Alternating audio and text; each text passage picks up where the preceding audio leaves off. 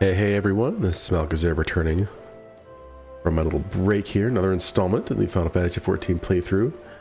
Last we played, we actually got to completely finish off Nidhogg and end the Dragonsaw War once and for all, we're hoping. So we're going to go ahead and pick up from there and see what is next.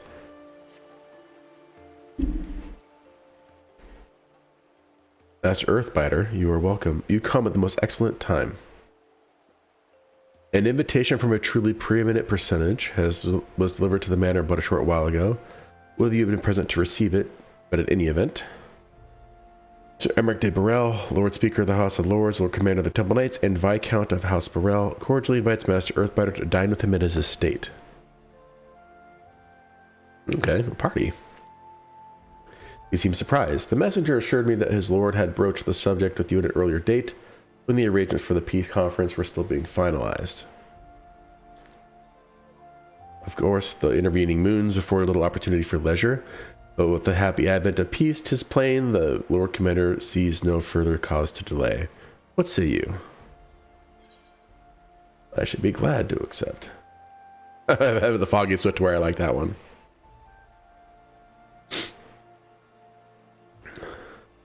You would ask me. Well, I am sure that as a personal friend of Sir Emmerich, you are at liberty to wear whatever you deem appropriate. That said, when in doubt, a man of note could do far worse than an alpine coat. At least that is what Lord of Manalaine has been heard to say. When you are ready, pray report to the Astrologicum. The man of House Burrell shall be waiting near to escort you the rest of the way. If you insist.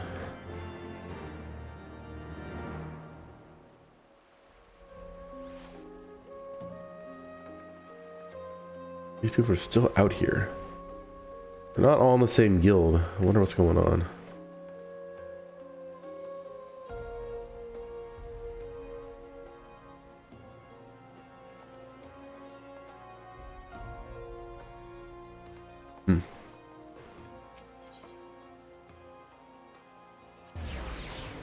Well, I'm not going to bother them. Let them do what they're doing.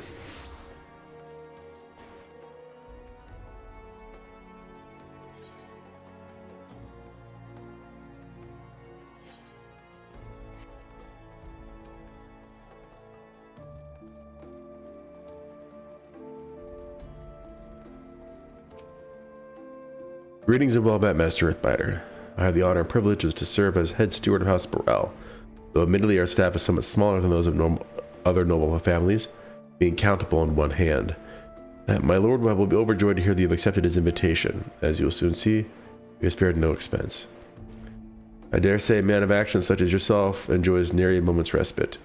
The battlefield beckons even now, I am sure, but for this day, we bid you lay down your burdens and raise a glass to peace and prosperity. Oh, I didn't put on the alpine coat. Oh well.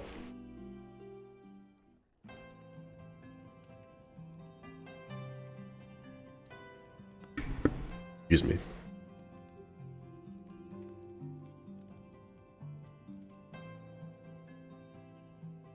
Hey, he dressed down.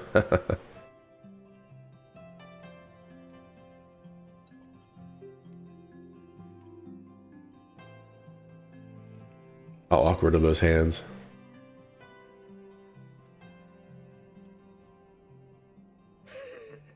To think the Moogles would prove such harsh taskmasters. Forgive me. I did not know you had suffered so in your quest for the horn.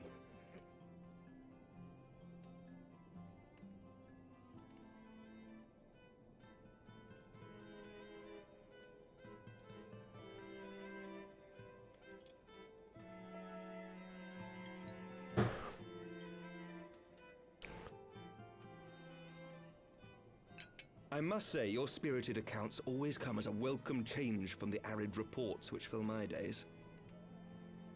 It's boring. What he's saying.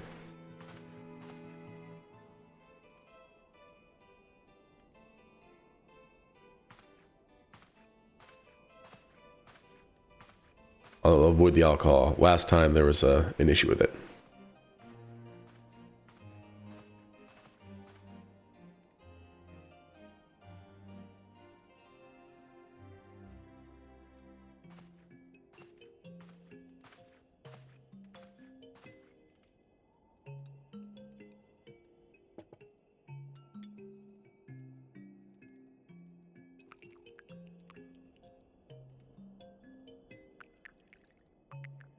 Why are they watching him so intently?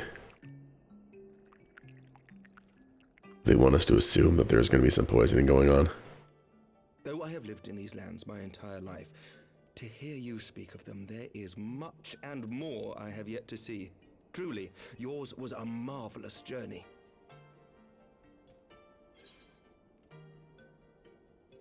Why not join me on the next?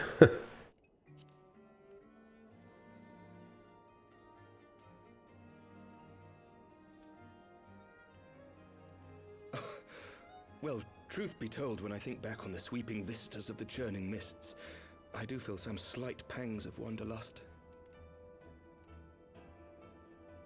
Alas, much as I would like to accept your invitation, I fear my present duties with the House of Lords demand my undivided attention.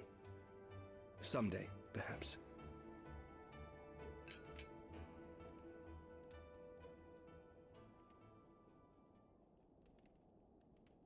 By your deeds, you have helped us to lay the foundation for lasting reform. The formation of the Republic is but the beginning, for it is not only our system of governance which must needs change. We, the people, must learn to let go of our hatreds and rise above our bloody past. I only pray that I live long enough to see us achieve some measure of success, that I might know the lost did not die in vain. I can still see you there on the steps of faith, striding fearlessly towards the worm. If you could do that, who are we to balk at the challenges ahead? Normal people. I'm not normal. The question of how best to strengthen ties with the other great nations of Eorzea has been debated at length in the Lords and Commons of late. Didn't we already do that? As you may imagine, maintaining stability during this period of historic upheaval is our paramount concern. Nevertheless, we are greatly indebted to the Alliance for their support during the Grand Melee, and it would be remiss of us not to repay their faith in kind. Of course, we owe you the greatest debt of all, and it is my hope that in extending our support to you and the Scions, we might also express our gratitude to our neighbors, nay, our fellow Eorzeans, whom we pray you will continue to protect. The Lords and Commons agree on very little, but not a soul in either house begrudges your order this offer of patronage. For all you have done and will do, we thank you.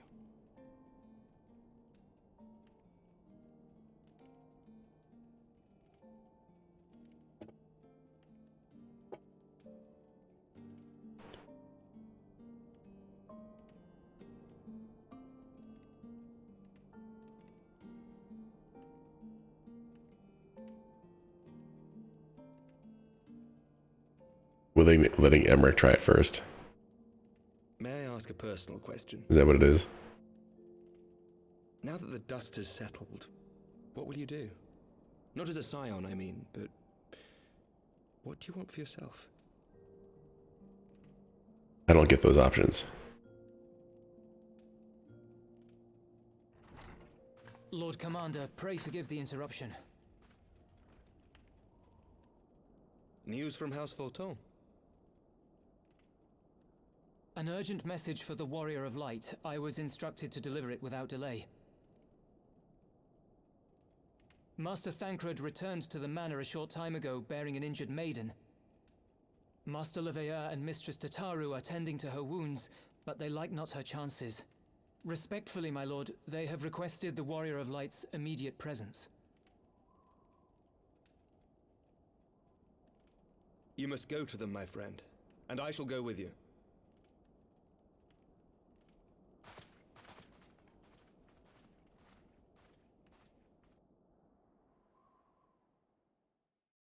Am I going to immediately be transported there, or do I have to walk? For every ending marks a new beginning.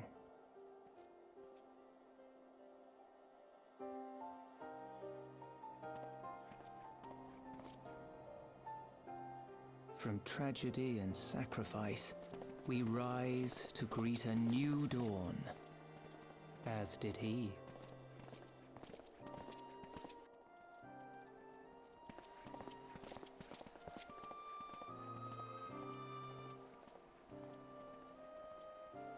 only to be drawn unto another battlefield, another cause, as if by fate.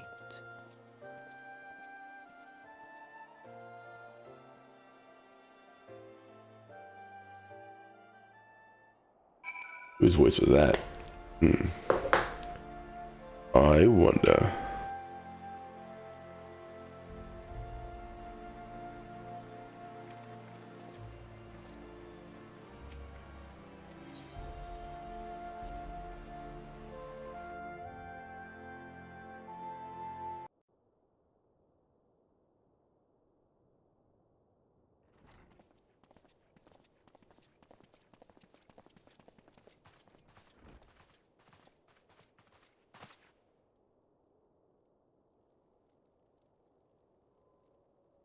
Yes.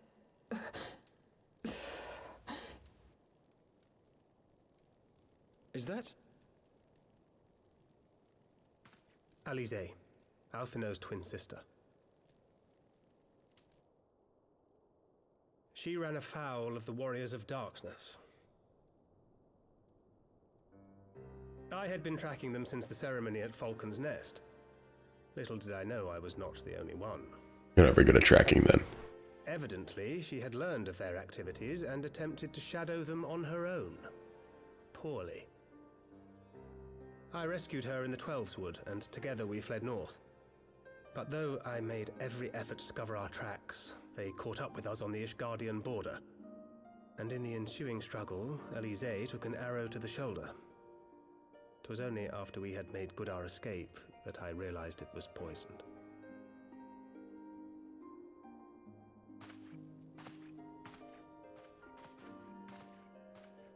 Thank you for coming so quickly.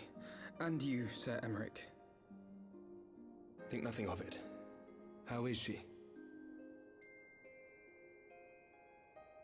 We have done all we can for now. Although the immediate danger has passed, the poison yet lingers in her blood.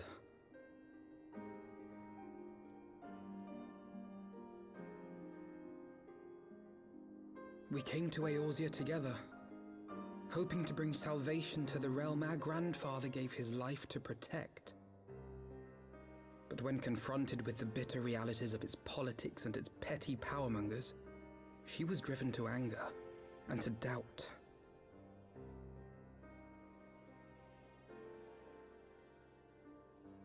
She refused to become embroiled in what she termed Eorzea's squabbles and distance herself from the Scions.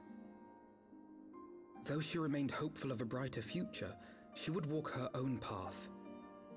Would that it had not been so perilous.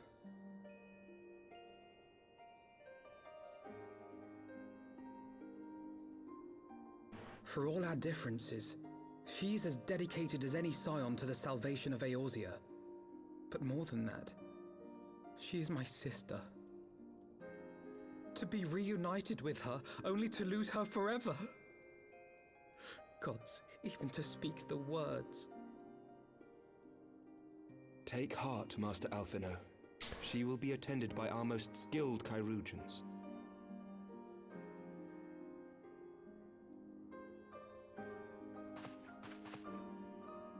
Bear Mistress Leveilleur to the infirmary at once. Apprise Captain Whitecape of the situation, and inform him that she is to be treated as my personal charge.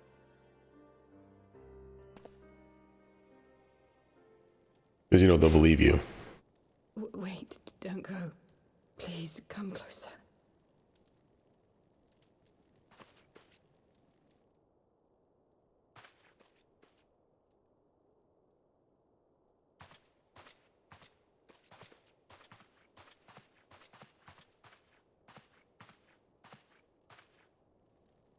The Warriors of Darkness are in league with the Ascians. Slaughtering the Primals is but the first step in their plan. They make for Zelfatol to bring about Garuda's summoning and to kill her.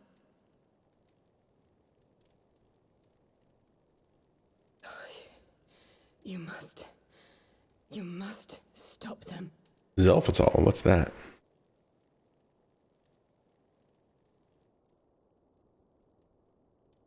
I don't remember that being the name of the place. I shall inform the others at once. Where we fought Garuda before.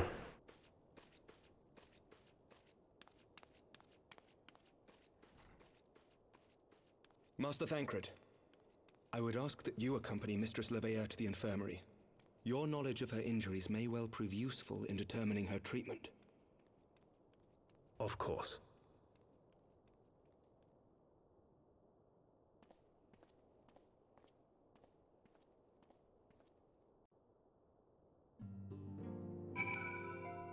Do you? Alright. Surely they won't let her. Yes, I know. We must trust in Captain Whitecape and his Chirurgians. Did they not bring Estinian back from the very brink of death? I am uncomfortably reminded of how he mocked me for praying at his bedside for days on end. What say you, my friend? Shall we turn our attention to a matter whose conclusion we yet may have the power to influence? Take that.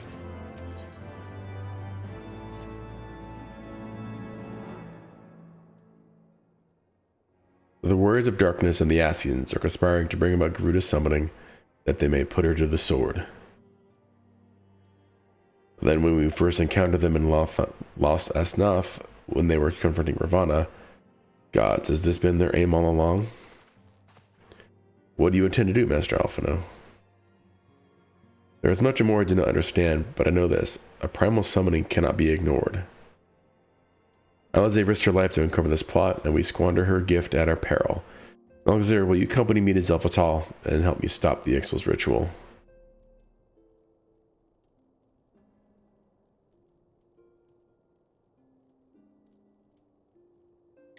Given that Ishgard shares a border with the Ixali homeland, we have a vested interest in the outcome of this ritual. We have been willing to suffer the Beastman's intrusions into Kurthan lands to a point, but the summoning of a primal is an escalation we cannot abide. Dude abides. We shall have our fastest airship, Master Alphino. The mountains of Zelphatal are not easily traversed, and this endeavor demands all haste. The gesture is most appreciated, Shermert, but I fear an aerial approach is destined to fail. This is their homeland, after all, and Ixal dirigibles are not to be underestimated. No, experience tells me that the only conceivable approach is by land. I believe it would be wiser to cross into Zelphatal by way of the mountain pass east of Camp Dragonhead. In that case, I shall send instructions for a contingent of the camp's knights to be placed at your disposal. They will secure you safe passage to the mountains and escort you thence to Zelphatal. Though my men are unqualified to confront a primal, they are more than capable of contending with the Ixal. We should be glad of their assistance, Lord Edmund.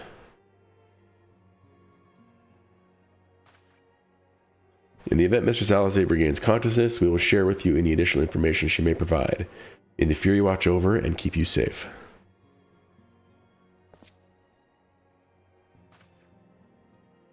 Then let us be off. We can procure any additional supplies we require in Camp Dragonhead.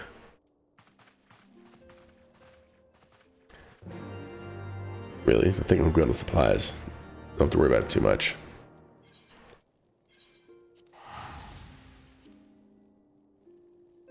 Wait, he has a quest for me now.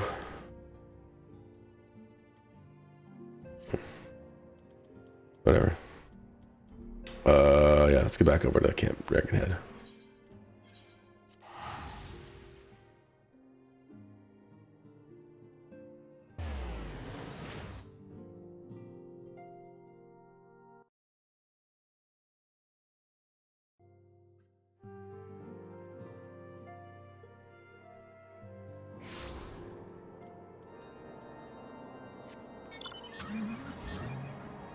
That was worth it. Have you everything you require then? Excellent. The entrance to the pass is north of Nadalan and due east of Camp Dragonhead.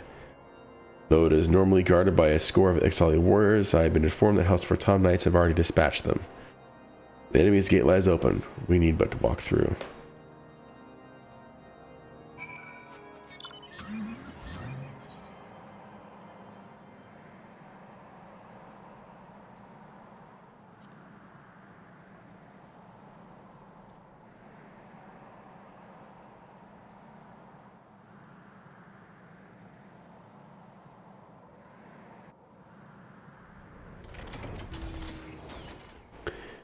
As you can see, the gate is ours. Be advised that our scouts are reporting increased activity around the first mountain.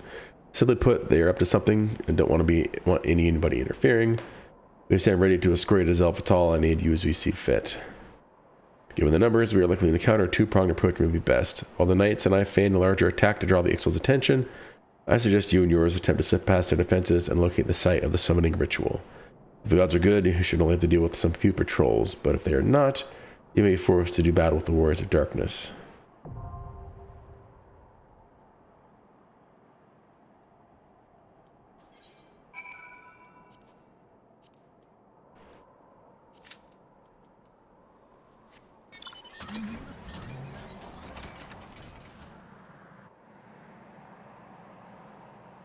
I'm just gonna go fly around for a while until this thing pops.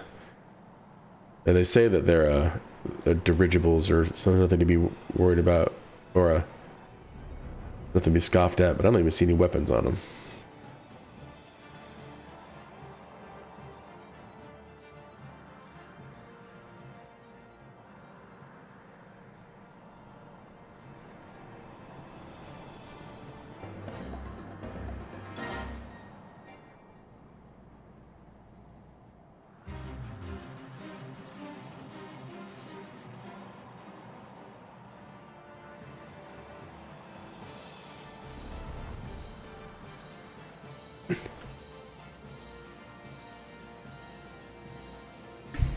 Excuse me.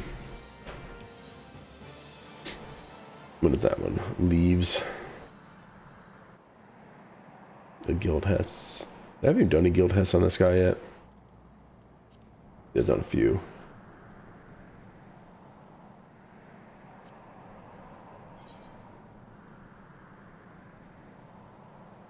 So many dungeons in this area. It's pretty cool. There's Zimil's Darkhold, Aurum Vale, Snow Cloak, and then Stone Vigil. I'm too far up.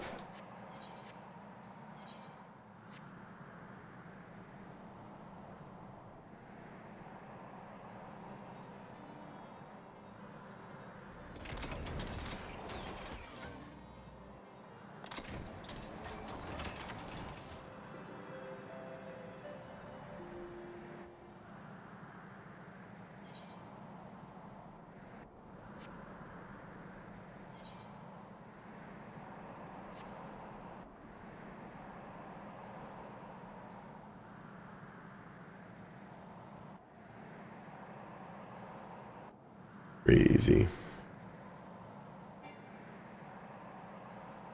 It's cool to think they can be like, just take a car and just have it morph into something that flies. I mean, that may be a reality one day, but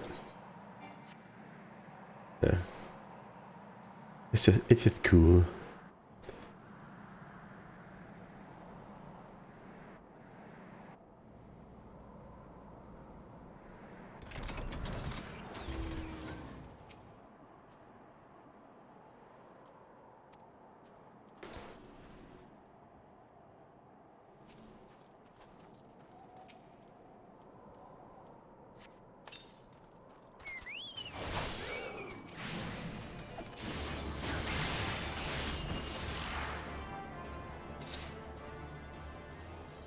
Didn't even get any experience for those. Way too low level. 27 levels below me, yet get nothing for it.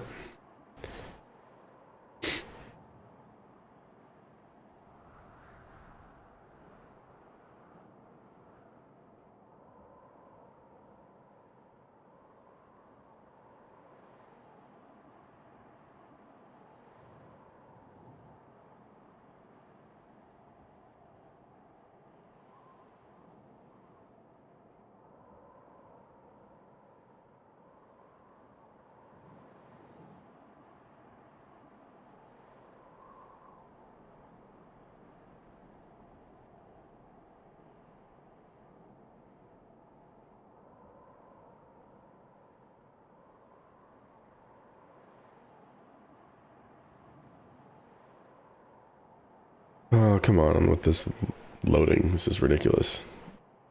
And I'll say it every time too, because it's true.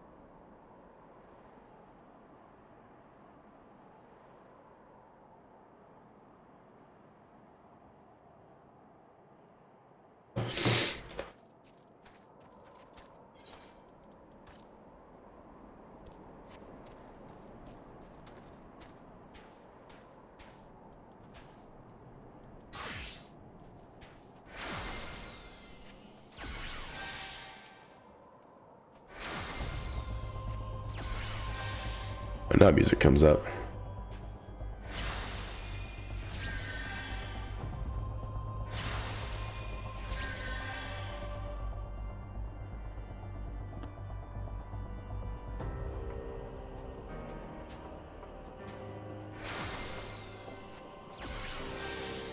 Yeah, so I have like an extra shield because of galvanized, but unless I see my name in the group over here, I have no way of telling what the shield is or how much is left, as opposed to my chocobo. I'm gonna give him the shield. The little yellow bar is extra the shield health.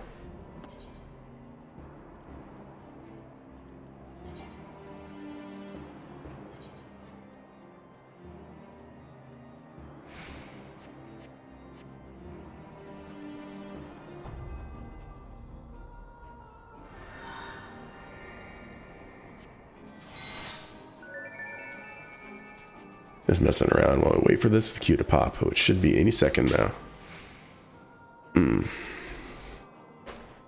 That way we can continue.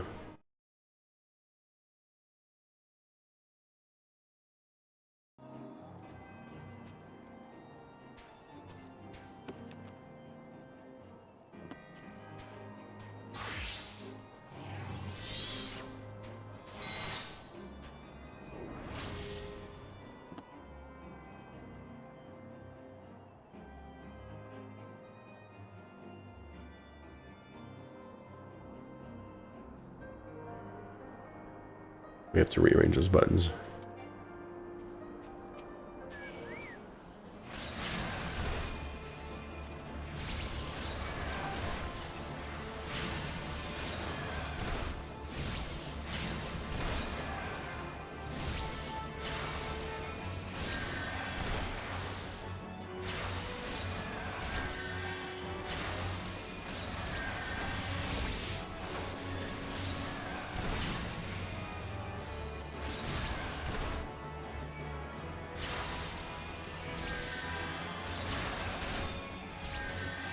Too weak for this.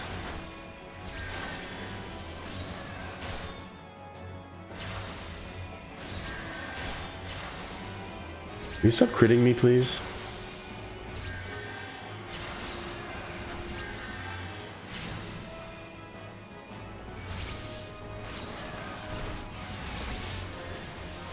That would be wonderful. You stop critting me. I killed him. Scary. Alright, average wait time is 5 minutes. Now it's 7 and I'm almost at 9. Total wait time. Come on.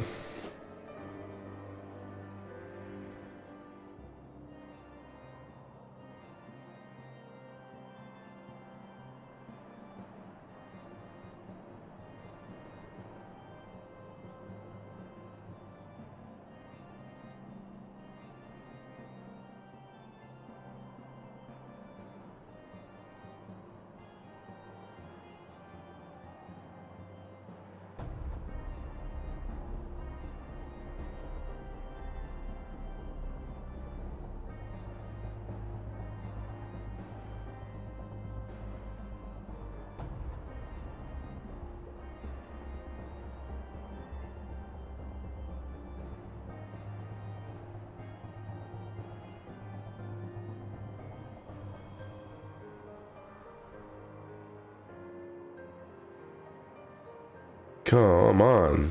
Almost 10 minutes of just sitting around.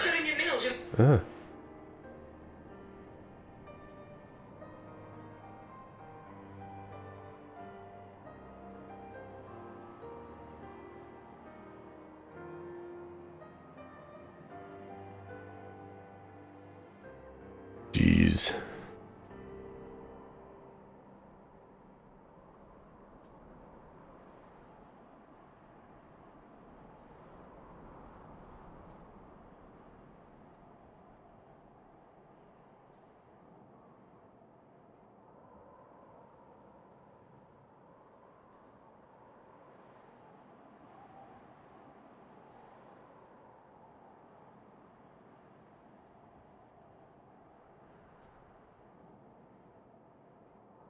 We're just gonna sit here and wait for this game to figure it out.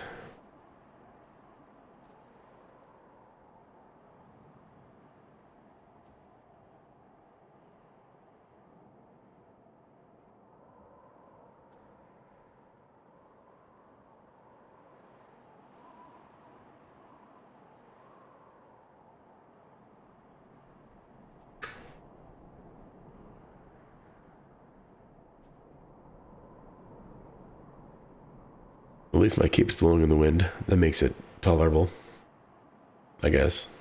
Stupid.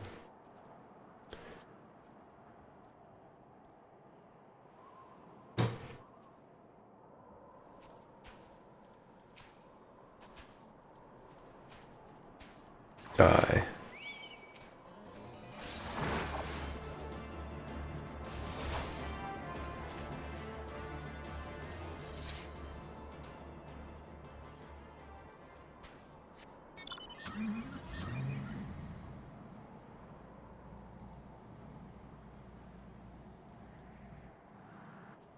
Let me in. Like that meme. Let me in.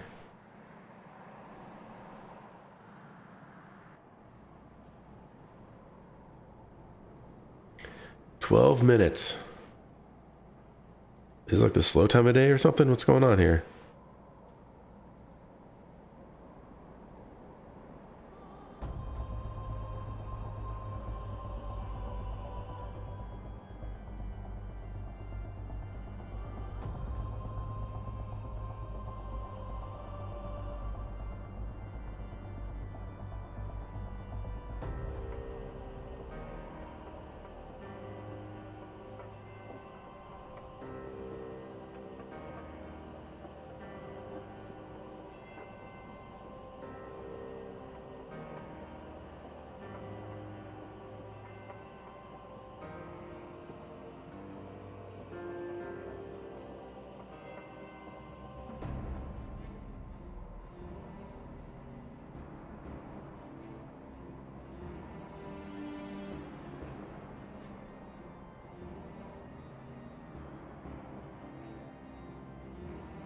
Come on. Ugh.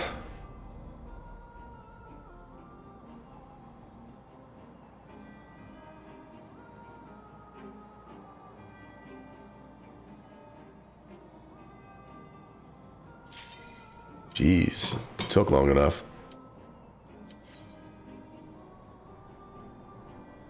Come on. Let's go, DPS. Figure it out.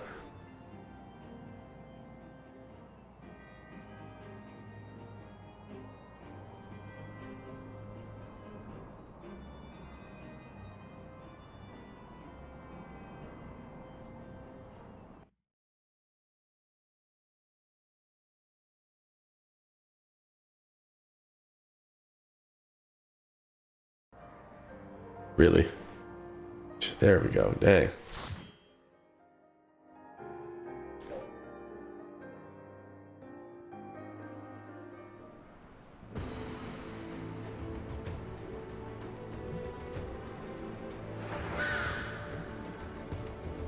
That wasn't an Exel.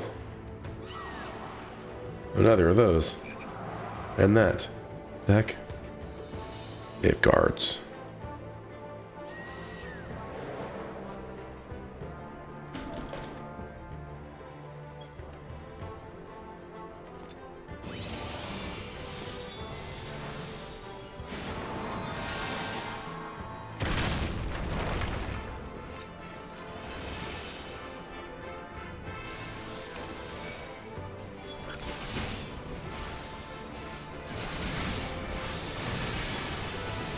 Look, we actually have a melee guy this time. We have a monk.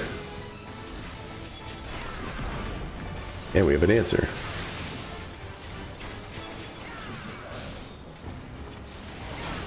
Beautiful.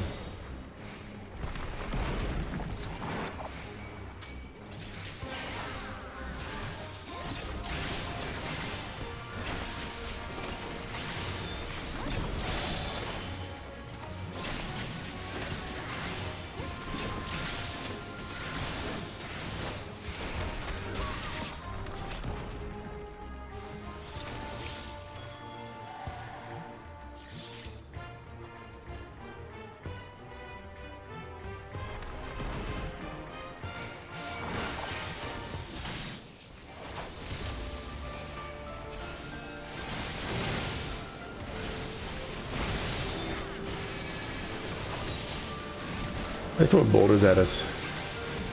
What jerks. Yep. Fancy schmancy. Once it killed them, they happen to miss and knock over their own gate. What a coincidence.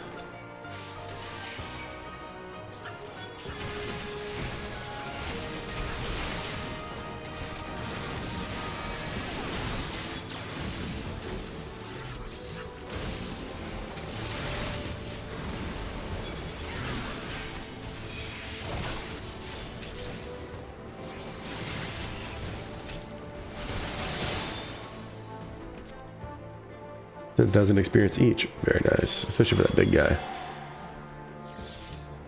Arrive at the cage.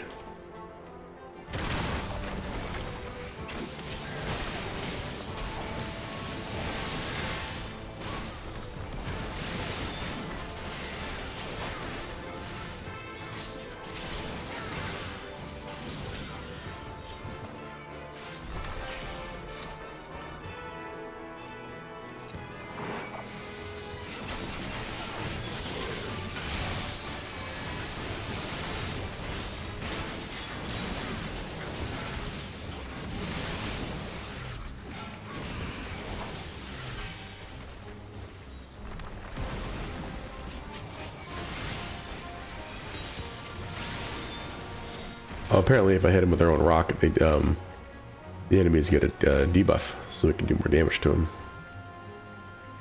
A good dude attached to his tingle. That's who it is.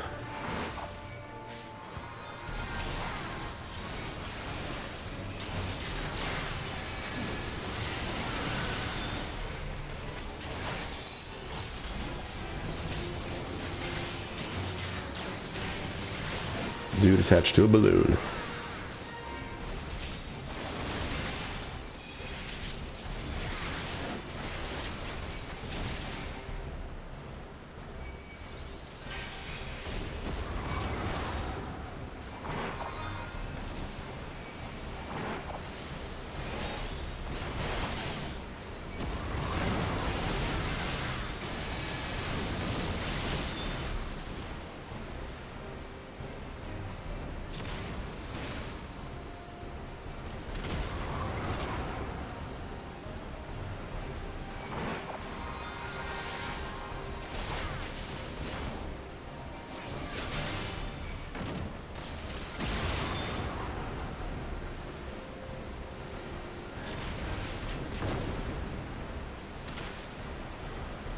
Oh, okay, so you have to like, get knocked up into the dude. Cool.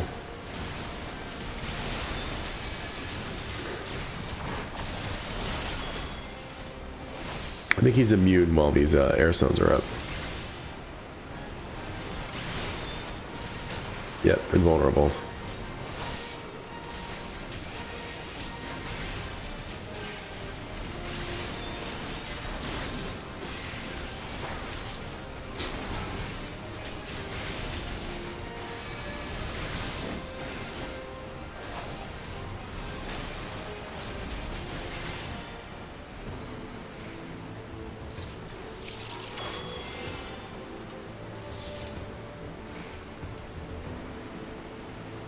FFXIV.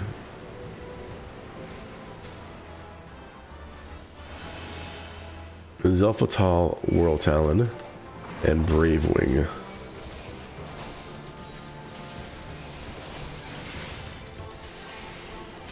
Looks like the Brave Wings is kind of like their version of a warrior. Just trying to do overpower on me. Yep. Hey, a Gubu.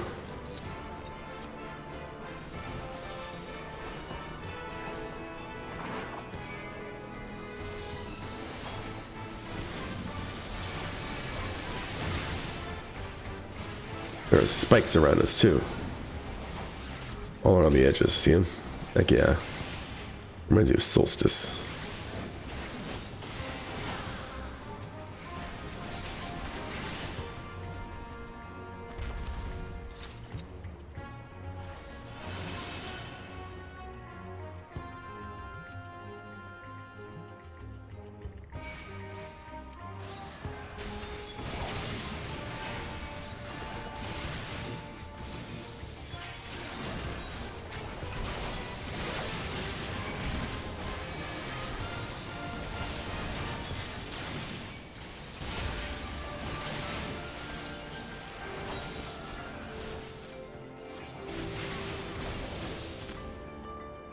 Any treasure chests? I'm not seeing any.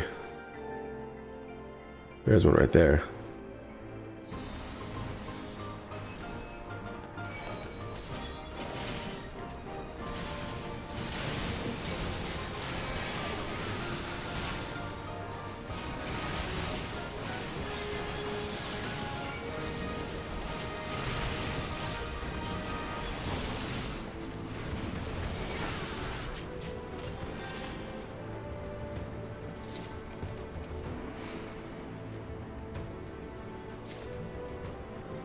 He dropped a bone key. Wonder if that goes to this imposing gate.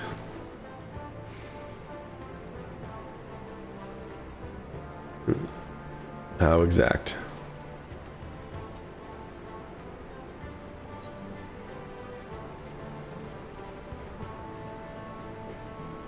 There we go.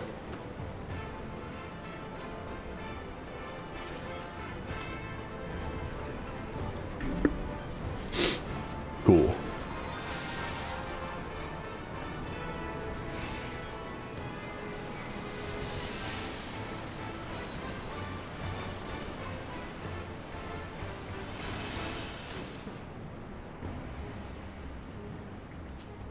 Some rats in there.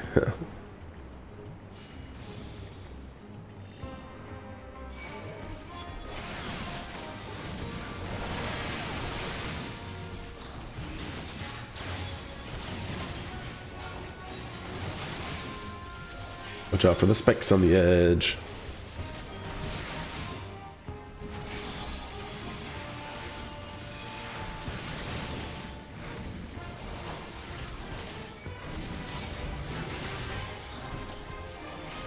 Excuse me.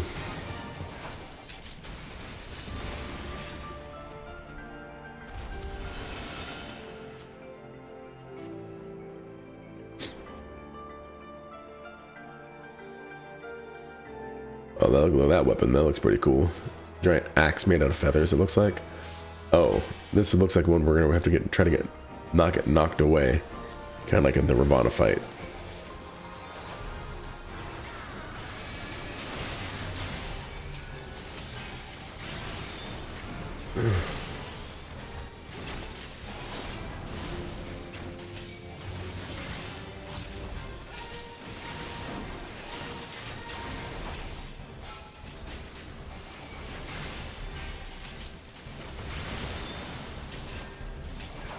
Oh, it missed me. Oh, that's cool.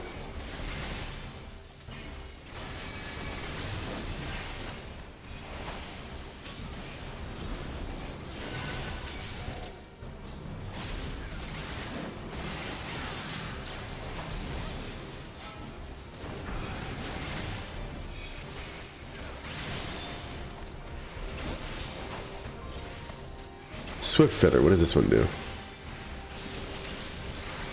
Oh, dang. Ow. He gave himself haste. So he could use that ability like immediately. That hurt a lot. I did over half my health in one go.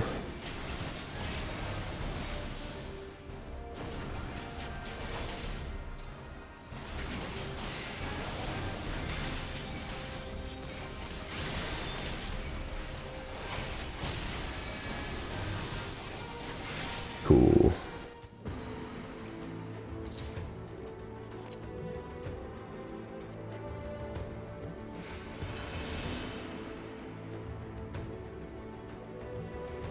At least it looks like it's just one big map. And not being split up into multiple things. Yep.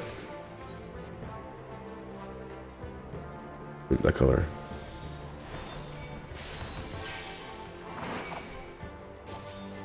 Oh, there are gonna be more dudes spawning from there.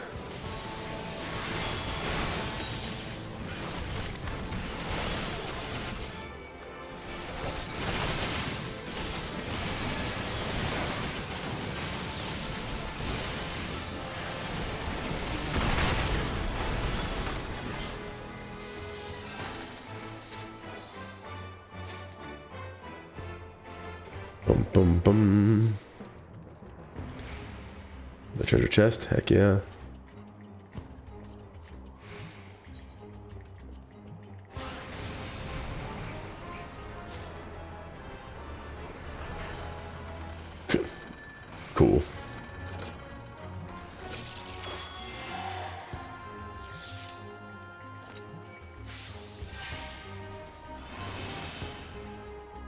Right, where's the oh,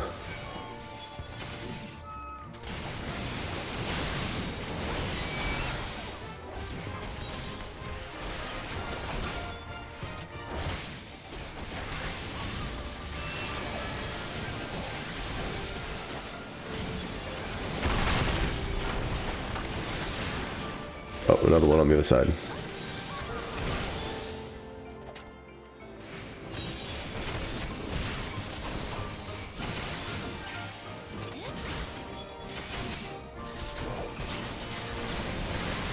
Oh, I thought we had to destroy the war balloon.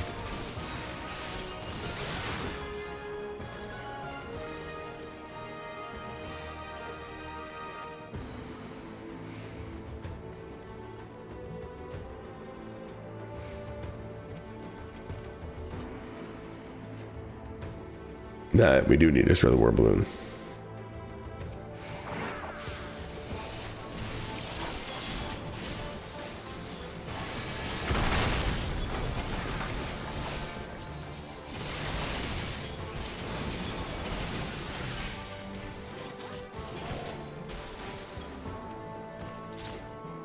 Got it.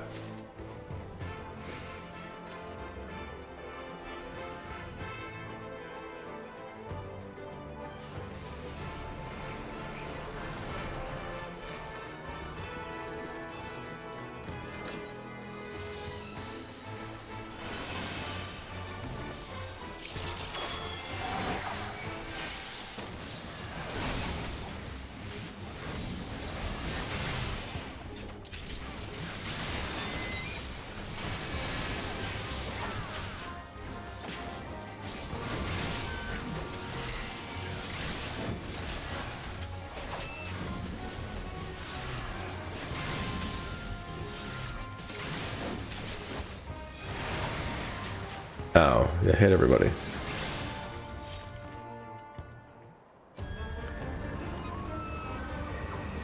Was that the Exali dude?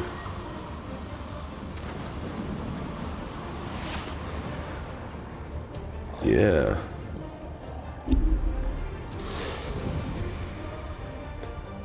His staff floats. That means he's really cool.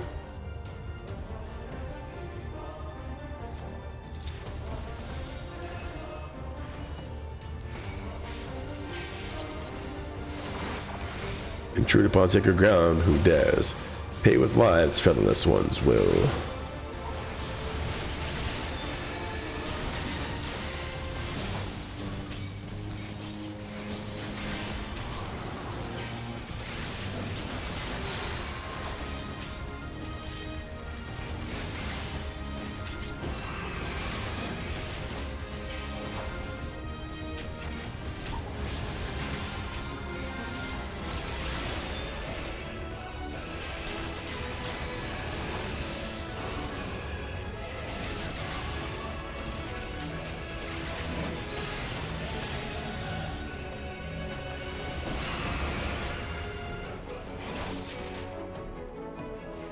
I think I tried to run away from the stack mechanics, like we're supposed to be on top of each other for that.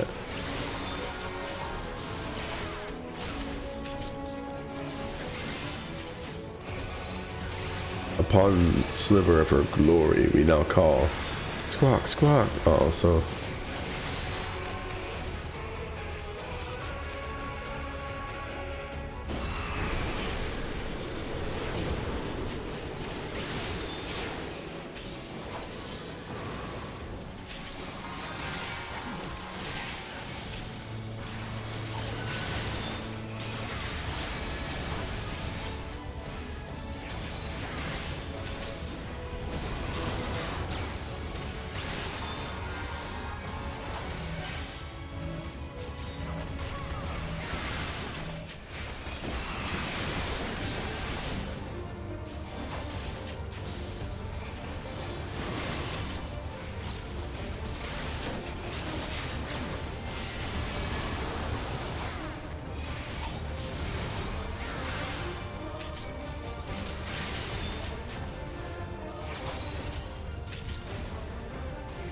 From wrath of mighty Garuda, reprieve there is not.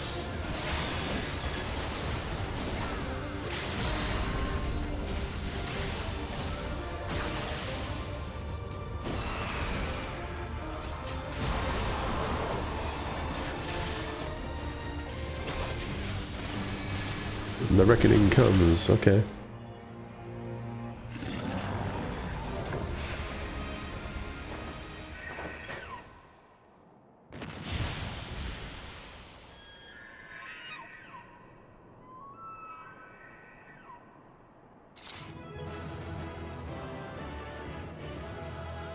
Yeah.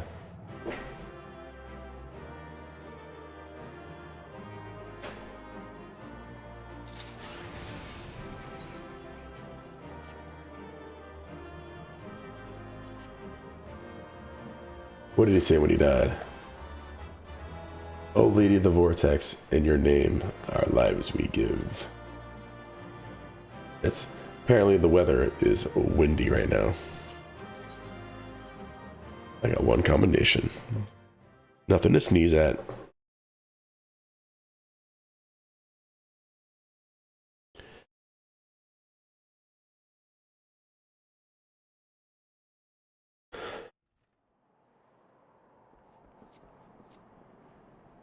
Thank the gods! What happened?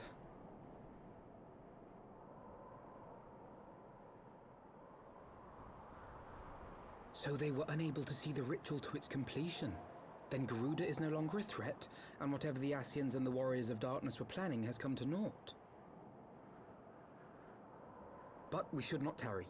The knights have secured our path to safety.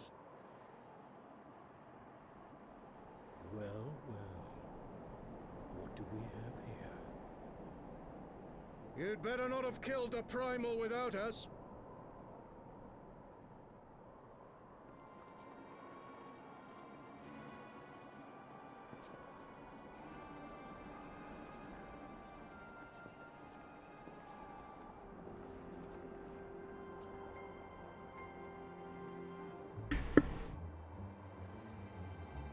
You! Wait, I know you. Still walking, I see. I could have sworn my aim was true. Just what is your game? Leading us a long way so these fools could step in and claim our prize? No. Let's not make hasty accusations. By the look of things, the ritual was proceeding as planned. We arrived at the appointed hour. 'Twas they who erred. It is hopeless. We cannot face them all. Oh yeah, I'm a warrior of light. Watch me. Do mine ears deceive? A boy! So that's the way of it. Twins! You had me worried for a moment there. Know that I will happily make it quicker for you, if you just stand still. No, thank you.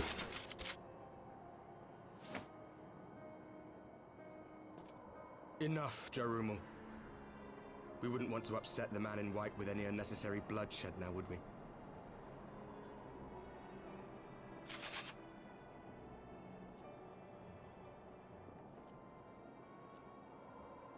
You've been awfully busy since we were kind enough to spare your lives.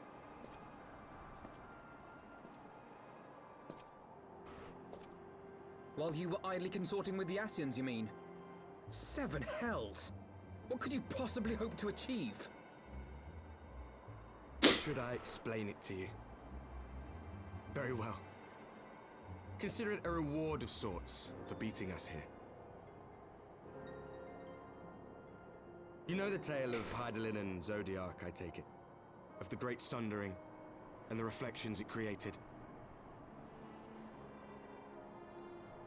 Yep. Across 10 and 3 they were divided. Reflections of the source, each possessed of shards of light and dark. Just so. One of those reflections, the one nearest to the source, is our home. And we were the heroes blessed with her light.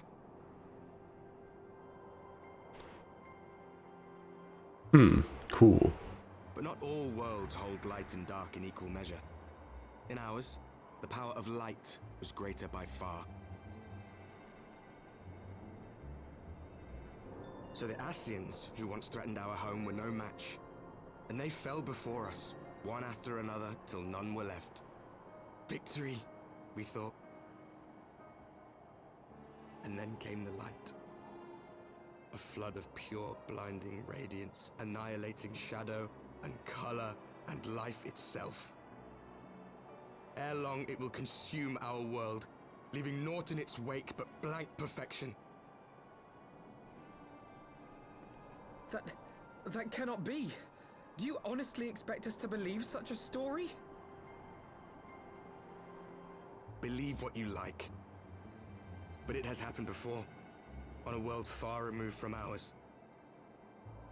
The 13th, which was swallowed by the dark and transformed into what you call the Void.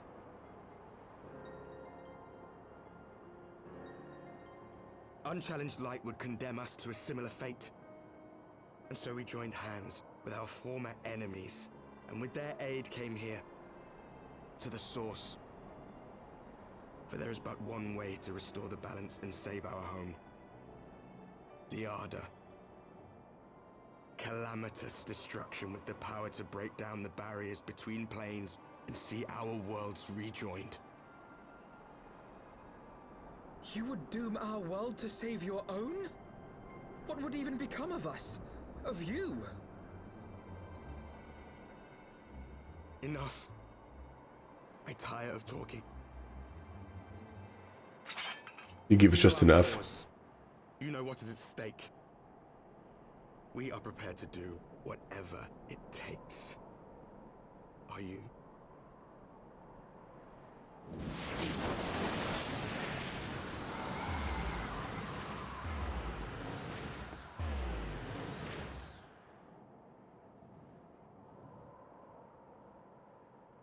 If there is aught you would say, say it. Otherwise, begone. You have no friends here.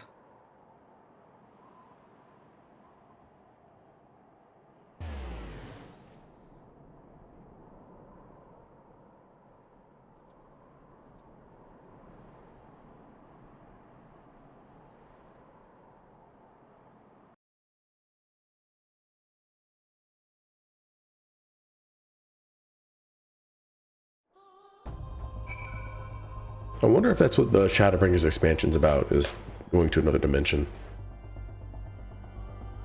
Because why else would it be called Shadowbringers? You're bringing the shadow to like one of those worlds that are going to be overrun by light. Makes sense to me. I haven't gotten that far though, so no spoilers. All things considered, we should be grateful to have survived that encounter. Do you think it could be true? That to save their world, they must bring ruin to ours? No, it matters not. Such wanton destruction is beyond justification. Whatever the reasons, they must be stopped. The sacrifice to laws, it ends here. I got another Orchestrion.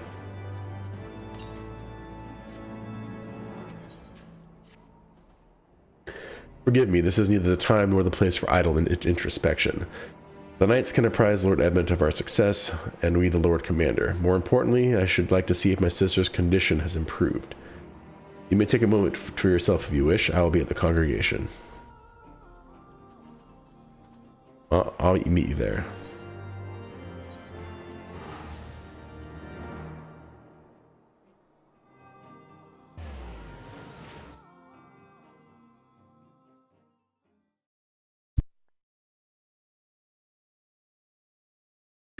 Excuse me.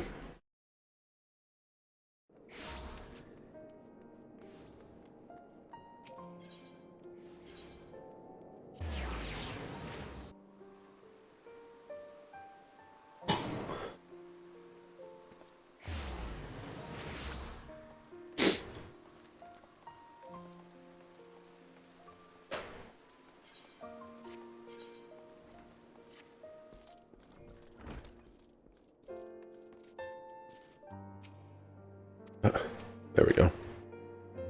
It brings me joy to see you safely return to us, Malchezaar. What news from Zelphatal? Explain.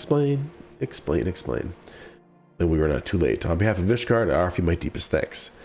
As for we who remained behind, Mistress Y'shtola has been tending to Mistress Alizé in your absence, and I am pleased to report that she has regained consciousness. I imagine you have many questions, especially given your recent encounter with the Warriors of Darkness. I know I do. Come, let me show you to her room. Do not worry, her condition is much improved. She is a resilient one, much like her brother.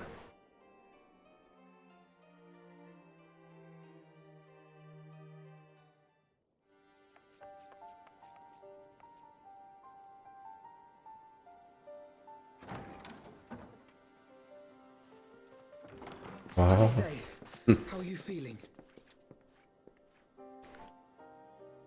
Well enough, brother. Thanks to the kindness of our hosts. They told me you had departed for Zelfatol while I was still abed. I slept much better knowing that. Thank you. I take it your mission was a success. Yeah, I guess. Explain, explain, explain, explain, explain. As if we needed any further confirmation that they are in league with the Ascians. But to save another world? I think not. I too thought his story fanciful at first. But it is possible there may be a kernel of truth in all of this. At the very least, none of his claims contradict the word's account. You were following these people, Alizé. Why? During my travels, I had oft enjoyed tales of the Scions and their exploits. But after a time, I began to hear whispers of a gifted and theretofore unknown band of adventurers. Adventurers who had supposedly sworn to travel the realm slaying primals in the Scion's stead. The Warriors of Darkness. And in the course of investigating these rumors, you stumbled upon the Ascians' involvement.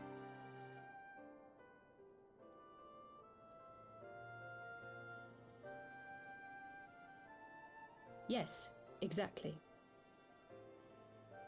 Forgive me, but if these Warriors of Darkness mean to bring about another calamity, to what end do they hunt primals? To prompt an escalation.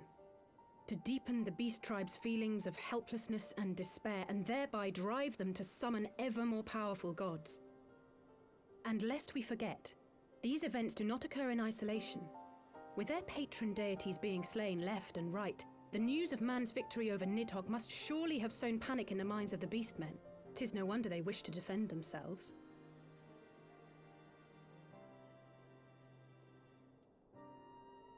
Power answered with greater power. Death with more death.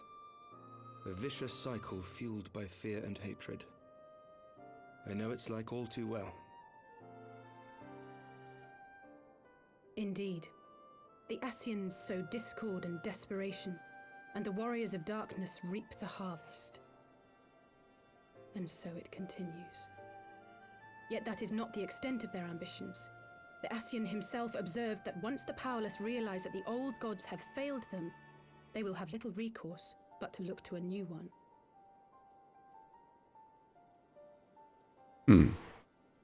We cannot let that happen. Which one would that be? It should come as no surprise, but Alizé and I have uncovered evidence that the Ascians have been manipulating certain parties to ensure that a constant stream of crystals flows into the hands of the beast tribes. If we sever these supply lines, we should at least be able to slow the escalation. Agreed. Kral and I shall journey to Zelfatol and learn what we can of the Ixal's source. Then I, for my part, pledge to lead a similar investigation into the origin of the Nath supply. Sir Emmerich? As a member of the Eorzean Alliance, Ishgard is honor bound to play an active role in maintaining the security of the realm. You might also say that I have some personal motivation, given the Ascians' dealings with my father. What about the Vanu, though?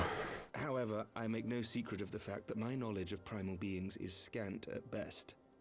As such, I should be most grateful if one of your order were to assist me. Allow me, Sir Emmerich. I have dealt with the Nath before.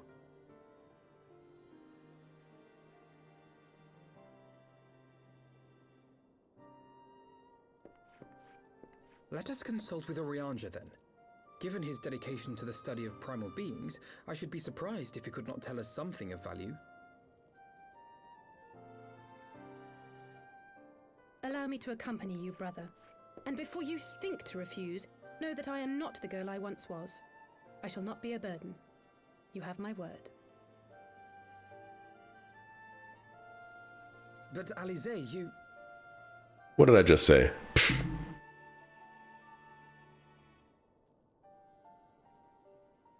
You are more than welcome. After all, it was you who set us upon this path. Yeah. Nod, nod. Wait a minute. I'm afraid I can't allow you to leave just yet.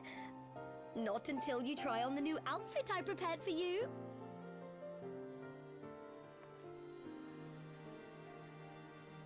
We're like, oh, jeez.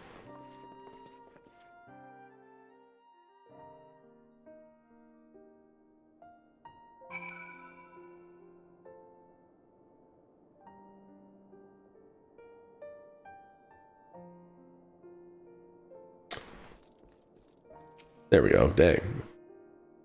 I'm wondering why that wasn't working. Would I be right in assuming that you have not spoken with my sister since one of the memorial services, was it? By the 12, it seems a lifetime ago. I should like to think we have both grown since then. I wonder if that line's different if you actually take down the Bahamut stuff. My apologies for keeping you waiting, because she's more directly involved with Bahamut stuff than anybody else. Of course, she has a cool outfit, but her legs are still bare. So it's not much warmer. Alright then, shall we be off? Totaro never ceases to impress, though for a moment I feared she might furnish you with an identical outfit.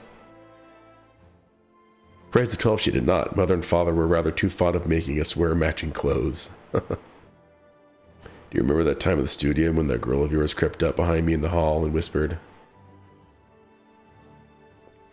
"Sister, please, she's not my... can we not have this conversation in front of the warrior of light?" So be it. Another time, perhaps. It is an honor, Malcazar. I realize we are barely acquainted, but having heard so much about you, it hardly feels that way.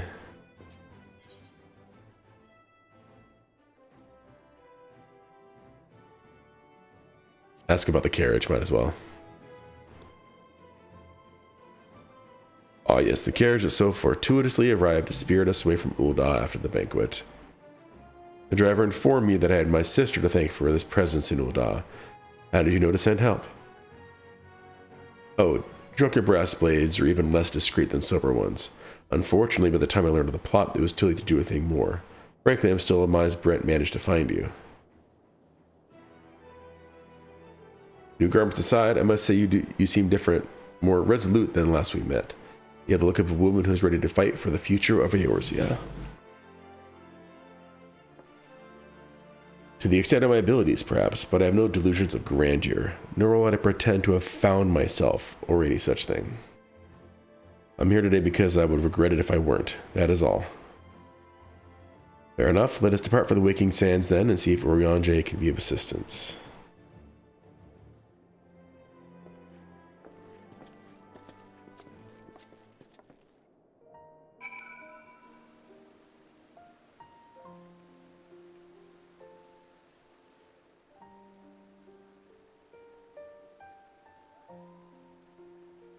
Waking Sands. I have one more Vesper Bay Aetheryte ticket. Let's use it up. Let's finish that off. Kaboom.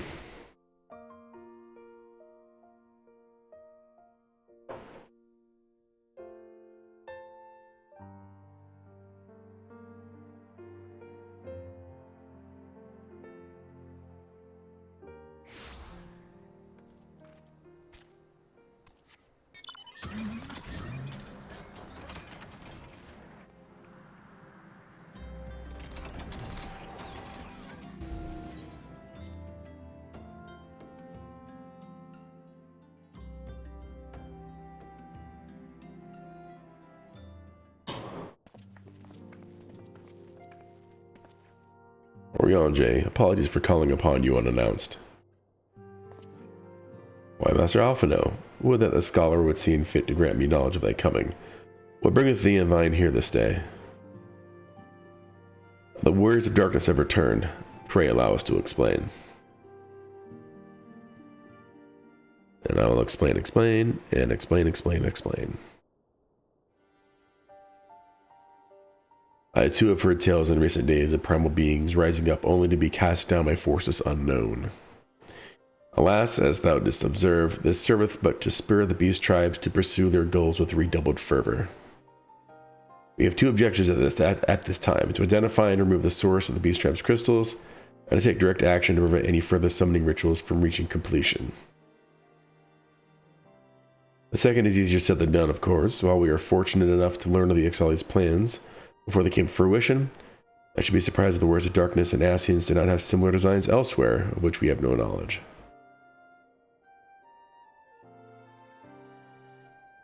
Thou wert wise to come hither, for this very day did I receive tidings most trouble from across the strait of Murlthor. A Gomero stirreth, and there are whispers that Lord of Crags neareth his return. Mere rumors, mark thou, but in light of thine own discoveries, thou canst still afford to turn a deaf ear to their claims. Aye, we must ascertain the truth of the matter for ourselves. Let us consult with the Maelstrom forces stationed at Camp Overlook, Malchezair. Thank you for your counsel, Urianger. Pray inform us should you learn aught else. I shall.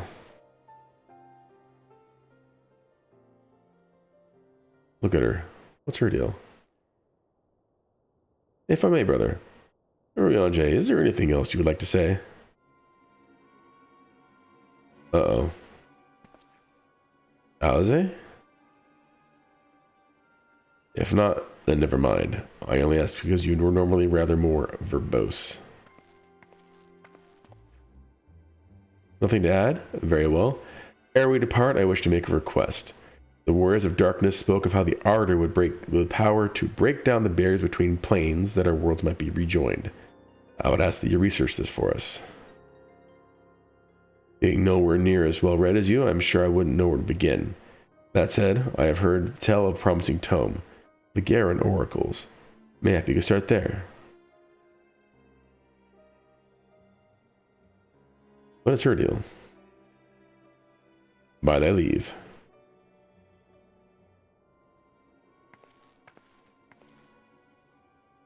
Camp Overlook, was it? Very well.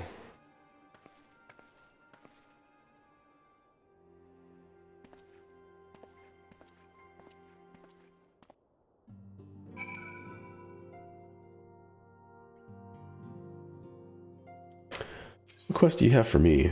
Oh, hard modes of... Looks like Leviathan and Shiva. Yeah, we'll worry about that another time. Let's head back over to Camp Overlook. Heck yeah.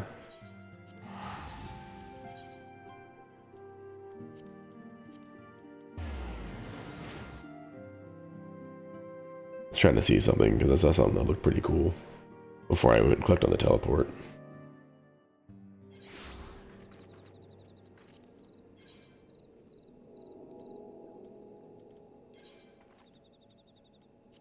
Where was it?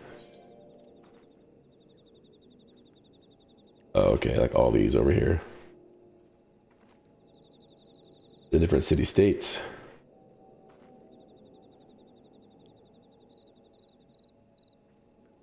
And I assume they're individual sects within them. Cool.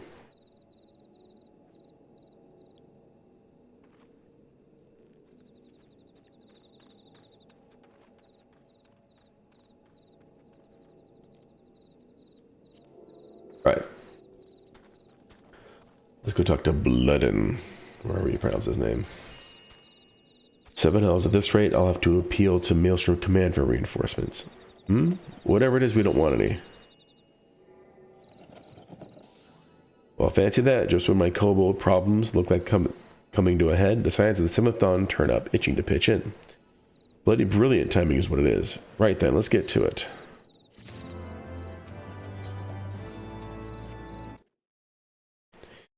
So our friendly neighbors in Gomero have got much more aggressive of late, just as you said. Matter of fact, our scouts spotted one sniffing about the stores just now, likely looking to make off with an armful of crystals. I'll be damned if I'm about to let that happen. Lend a hand and help us search the camp for the little bugger, would you? I guess. There he is. Not often now, I know, but still. Our Maelstrom friends seem notably more agitated than when we first arrived. Do you happen to know why that might be? Somebody's stealing stuff. A kobold in the camp, you say? It would appear to corroborate Urianji's information, yes, but to be so reckless as to infiltrate a Maelstrom camp and draw attention to their efforts is passing strange. Well, there will be time to think on this later. For the present, we must do everything in our power to prevent Titan summoning, and that means finding and questioning this kobold.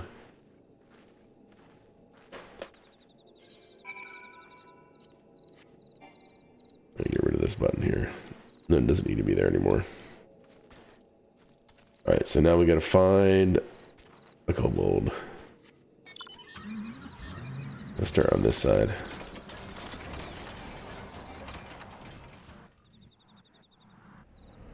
Why is it so zoomed in? Maybe it wasn't. Maybe it just felt like it was. There we go. Oh, look at him. He's tiny. Gasp.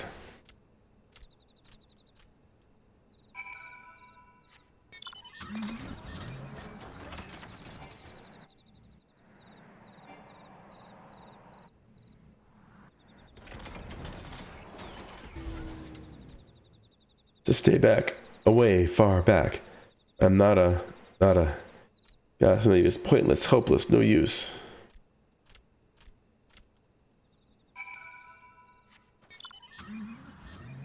How do I know that it went this way?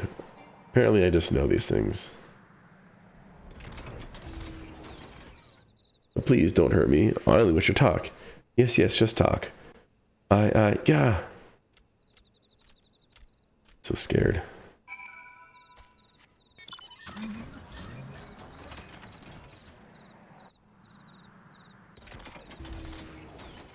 One more time. This is a stupid plan. Stupid, stupid, stupid. But if I tell no one, then everyone will. God, he found me again. What to do, what to do, what to do. I come in peace only to talk. Speak, say, talk. So please, please do not hurt me. So this is our wily kobold infiltrator, is it? No wonder the soldiers were on edge. He could very well give one a bruised knee. That's all we've got him. Fine work, Scions. It's a little one. I think you sneak into my camp, did you? Plotting to steal my crystals, were you? No, I came to talk, to ask for help. When your soldiers saw me, they drew their weapons and shouted, and I... Now, let us all take a deep breath and discuss this like civilized individuals. What is your name, child? Pikmin Gabu of the 620th Order. At least I will be a Pikmin one day. Well met, Gabu. I'm Alphino, and this is my sister Alize. Alexander, the man who found you, is our friend, and now that you know our names, we can be friends too. Now, Commander Blood in here thinks you want to take his crystals, Gabu, but you said you came to ask for help. Why to us and not your own people? What happened, Gabu? Can you tell us?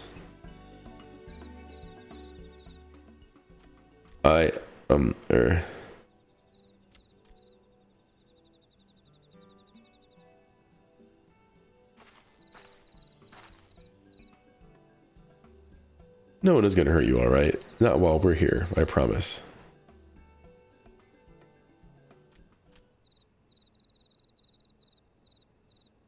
The Patriarch, the Patriarch is going to summon the Great Father again, and you have to stop him. Beat him, fight him, stop him.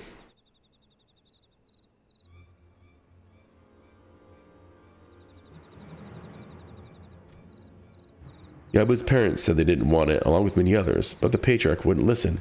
He was so angry, raging, fuming, angry. He said if they didn't have iron in their hearts, they would serve as coke in for the furnace. And then the guards took my parents and the others away, and I haven't seen any of them since. Coke for the furnace? I do not want to believe it, but I have heard tales of foci fashioned from the bones of beastmen, which worshippers use in their rituals, hoping to summon more powerful incarnations of their gods.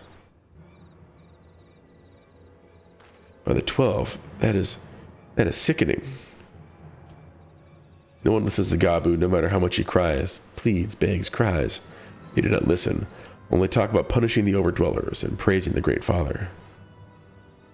Gabu loves the Great Father, but he loves his parents too, so please help Gabu stop the Patriarch and save his parents. Yeah, that's not about it. Commander, advise military command that Titan summoning is imminent. Should the worst come to worst, we will require their support. Time being of the essence, we three will attempt to infiltrate the Kobold stronghold, secure their crystals, and free the prisoners.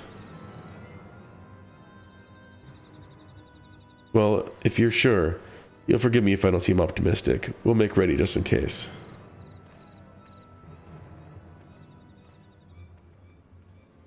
You don't have to be optimistic, you just gotta do what I tell you.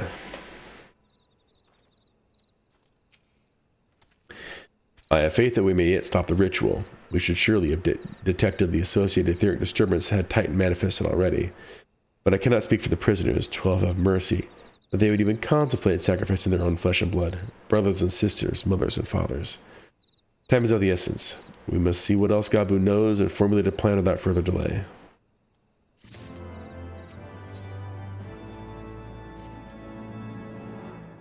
I heard Great Father Titan loves crystals, cherishes, covets, loves them, and if we gather enough, he will return.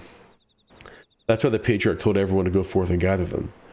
So I was thinking, if we take all the crystals away, maybe the Great Father won't come? Very good, Gabu. I was thinking the same thing. Do you know where these crystals are stored? I know. Oh. Several spots, each defended by a different order. Gabu wanted to steal them, but he was too afraid to go alone. Yes, too afraid to go alone. But together we could take them away and hide them. Come. Gabu will lead you to the first cache.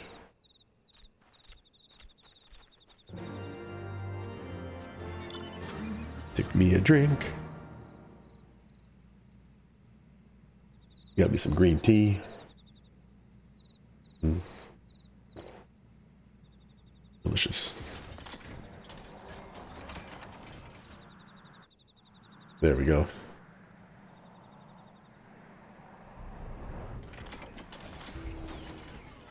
Quickly.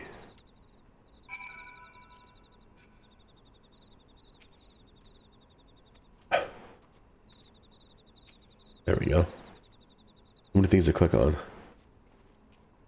Do you have them all? Good. Lead on, Gabu. This way.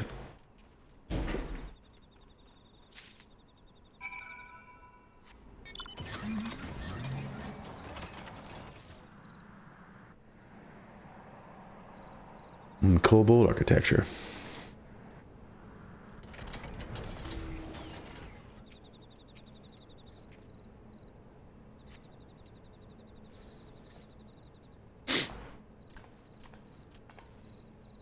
Time is short. If you have the crystals, we should move on to the next cache. Did you hear me, brother? Brother? Oh yeah, it's just that...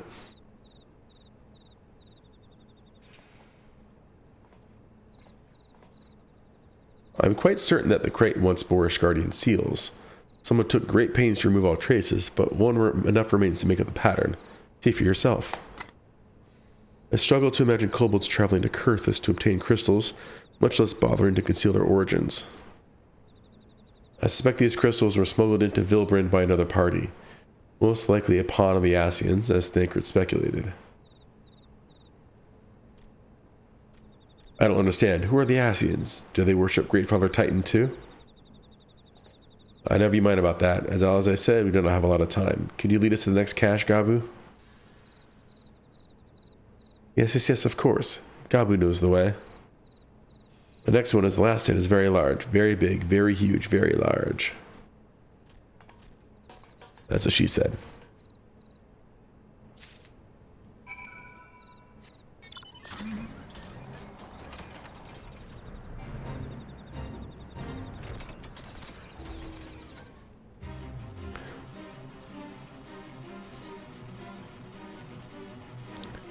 Though you cast about for a time, you see no sign of crystals. Interesting.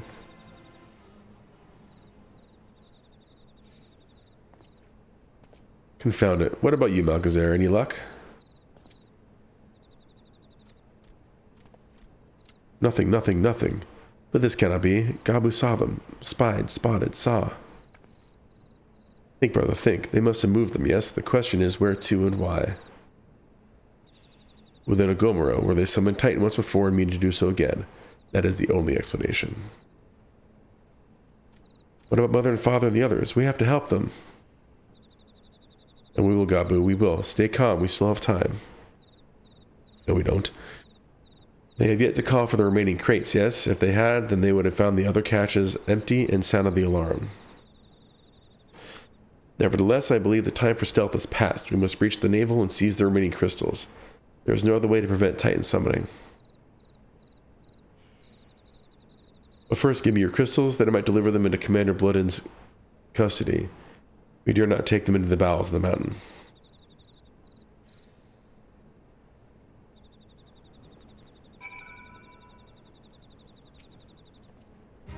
The crystals, Malkazar, if you'd be so kind.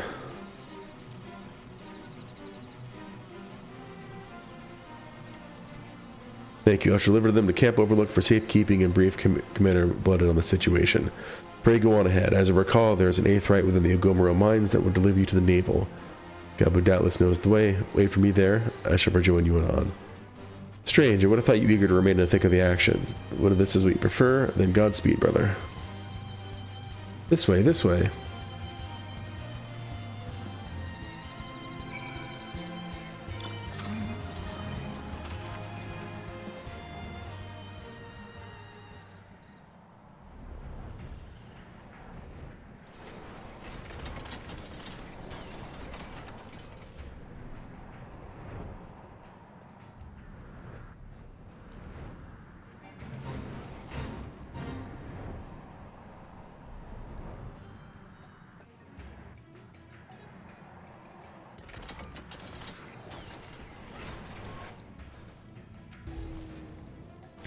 I take this as the 8th right we seek. Right then. As soon as Alphino arrives, we go. I trust you're feeling suitably heroic, Malkazar. There's no telling what sort of resistance we'll face in there.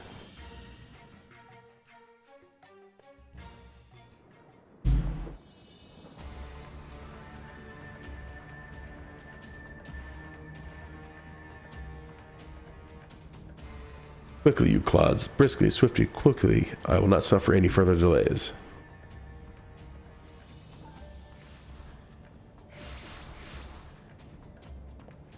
Lay it on your arms of surrender. We have your crystals. There will be no summoning this day.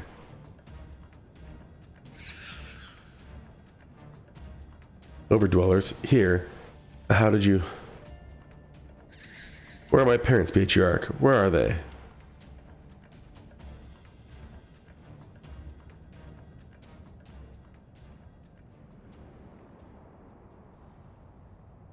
They're already dead.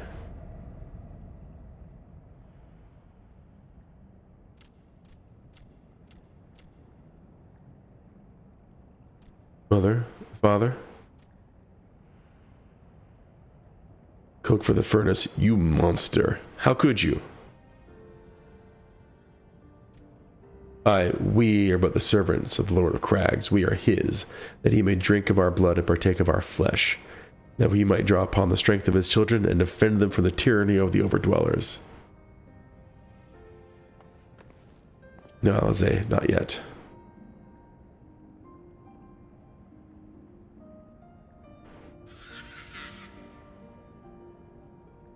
I understand, Patriarch. I do. Your fear, your anger, your hate. You would do anything to protect your people, anything to deliver them from despair.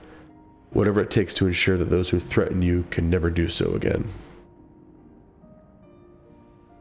But in your single-minded pursuit of this objective, you are brought suffering upon your own kith and kin. You have sacrificed the lives of the very people you sought to protect. But it need not be this way, Patriarch. Renounce this bloody course. Cease your attempts to summon your god, and work with us, together, to build a lasting peace. Another piece to be abandoned at the Overdweller's convenience. Oathbreakers, all of you. Liars, betrayers, oathbreakers. You take and you take and you take, and when you have had your fill, you sue for peace. You promise that this time is the last, until you grow hungry again. And when we dare to defend ourselves, you declare that this beast tribe cannot be suffered to live. that our god drains the land of ether and brings not but suffering, death, destruction, suffering upon us all. I will hear no more lies from you and yours, overdwellers. You've ruined your own lands, you'll not ruin ours.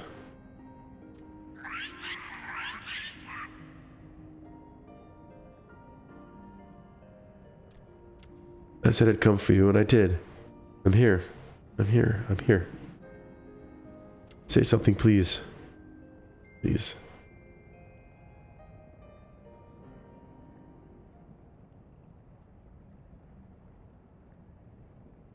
Please. Not gonna yell.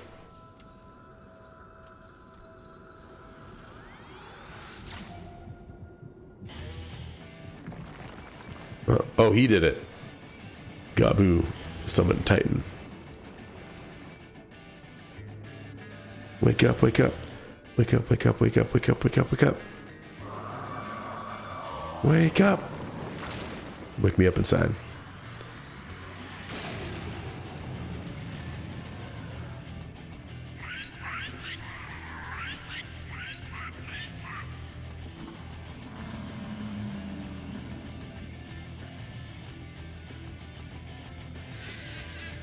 Oh, they look what? Confused.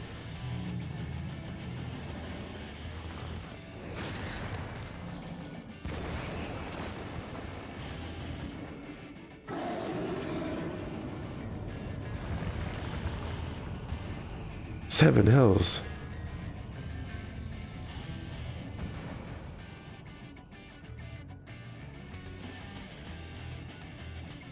I'm here. I'm here. I'm here.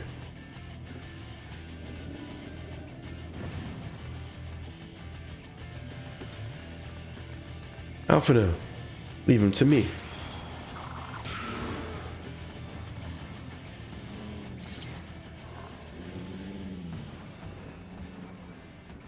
We must away.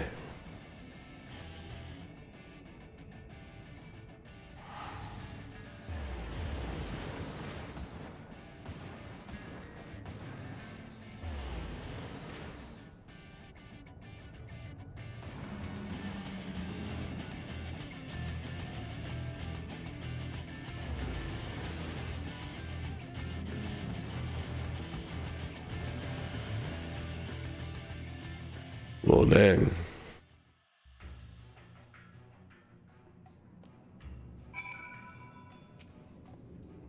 By the 12, how could I be so foolish? I should have known better than to let Gabu accompany us, given what we were like to find. His anguish and despair have served to birth the primal, just as surely as would the supplications of the faithful. Worse, being born with such tumultuous emotion, this incarnation of Titan seems incapable of naught but violence. If we have one cause for optimism, it is that while many crystals were present, they represented but a fraction of the quantity intended for the summoning ritual, meaning that Titan must be far weaker than planned. Be that as it may, he is yet a primal, and the longer we leave him to bleed the land of ether, the stronger he will grow. And should Titan be permitted to leave Ogomoro, more lives will be lost. The Maelstrom will rally their troops, and the cycle will continue. Malgazer, you know what must be done. Will you face Lord of Crags once more? Heck yeah. Thank you, my friend. Alize and I will tend to Gabu. When you have finished with the primal, look for us in Camp Overlook. We will be expecting you. Do I have access to the hard mode?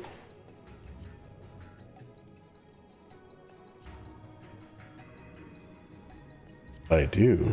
I have actually done it too. It's been a while.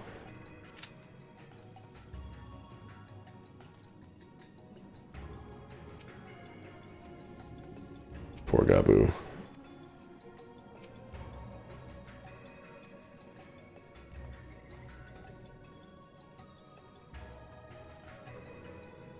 Music's kind of good too.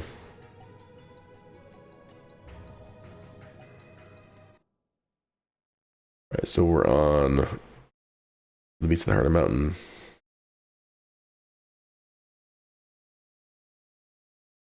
If I play enough, I should be able to get into Stormblood today. We will find out. I'd really like to do that.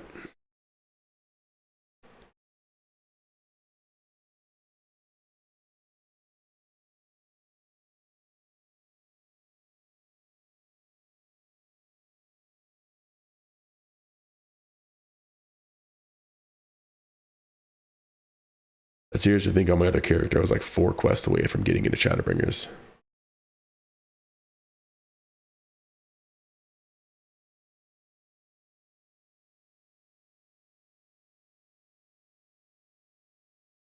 I wish I could tell, but I was looking somewhere else.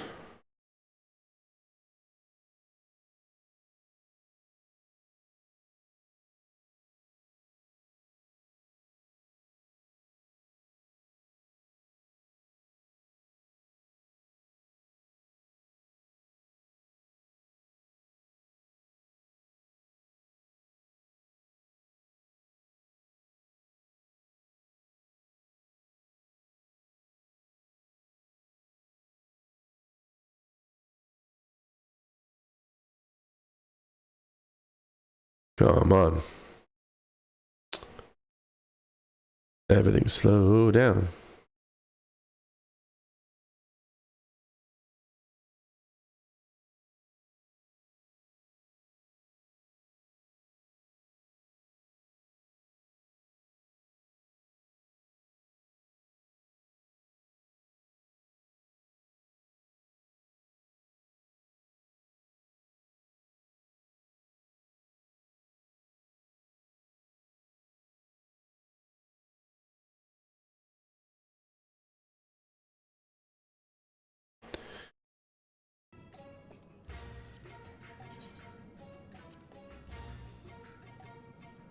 $17 cards.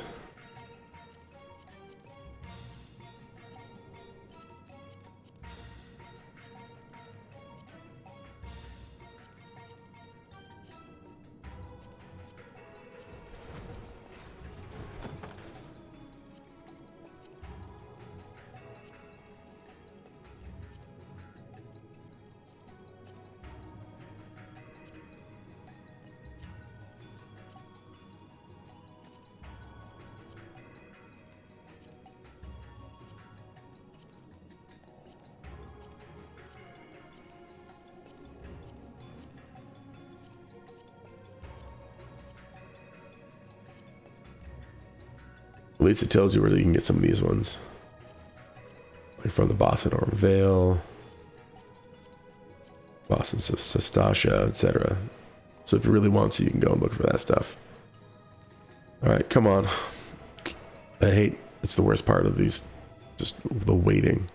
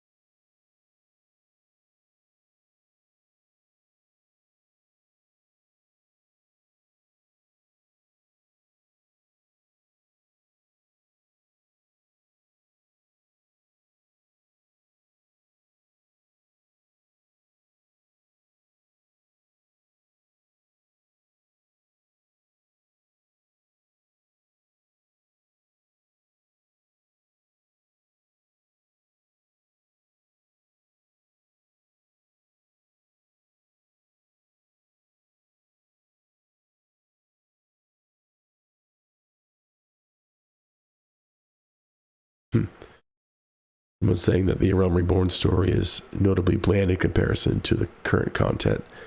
I guess that's true. I mean, it's still good. There's a lot of tedious stuff, no matter what place you're going to.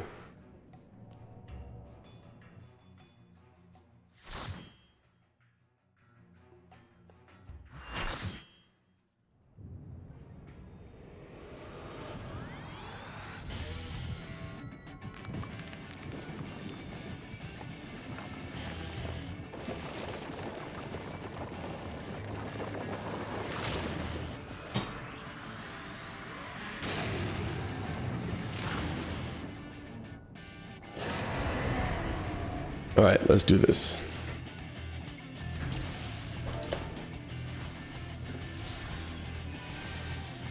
He and I have the same amount of health.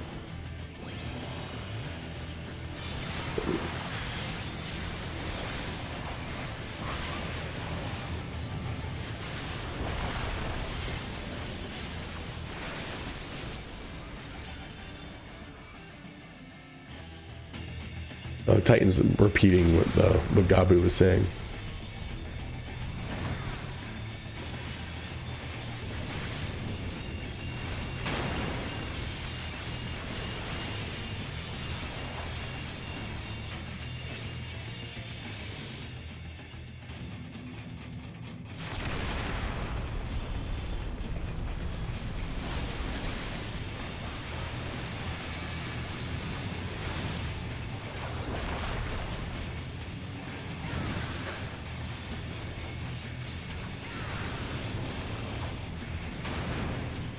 I'll throw my tank stance on. That way I still have enough enmity to... I'm going to start this way. That's going to blow up first. And then it'll go this way. So I'll go around.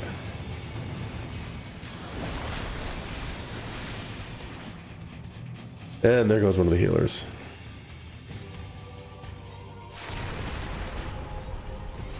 For some reason, this is a level 50 synchronization, so it'll have access to my heal.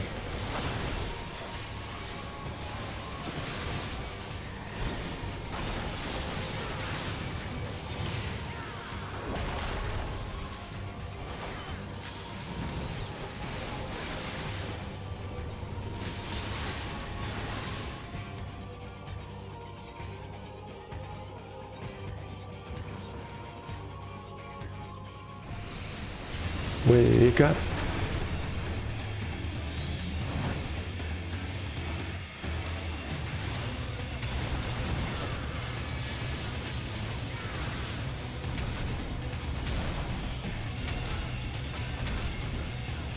Yeah, everyone's dying now.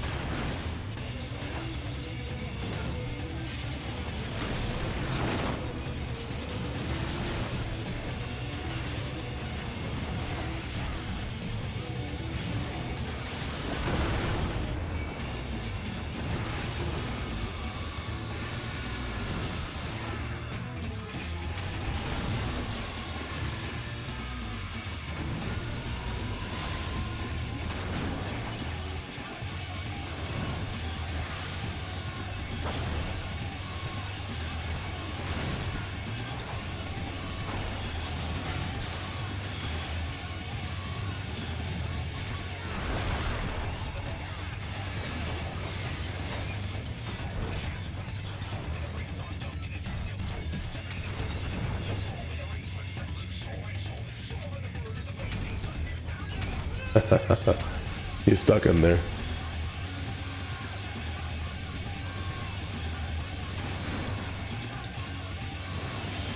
Instant death. Whatever, Gara.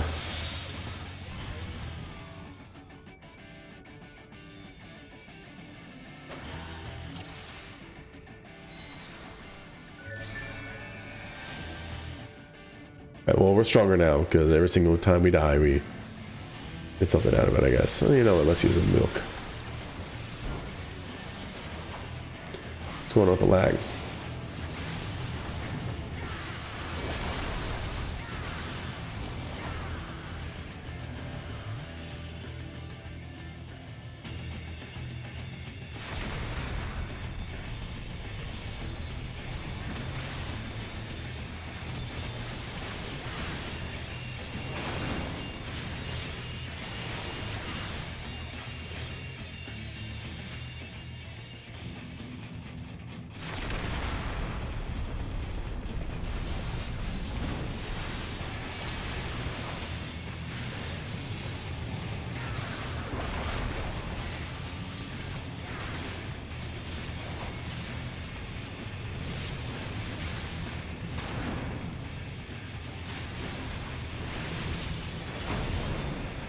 Alright, so then I start over there.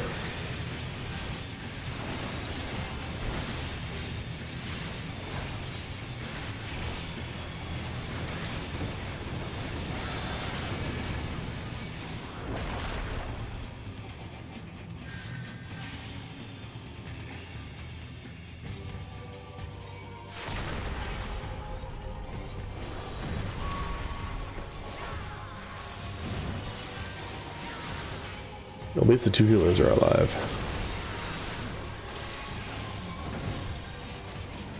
I have the jail on me.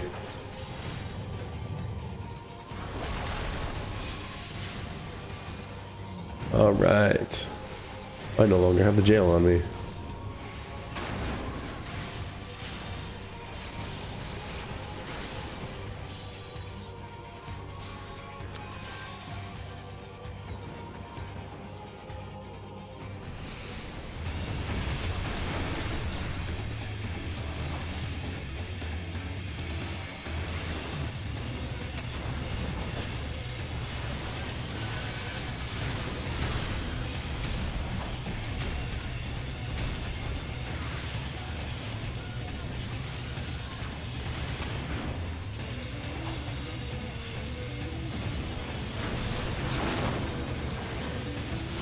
Alright, so the ones in the middle are going to explode first.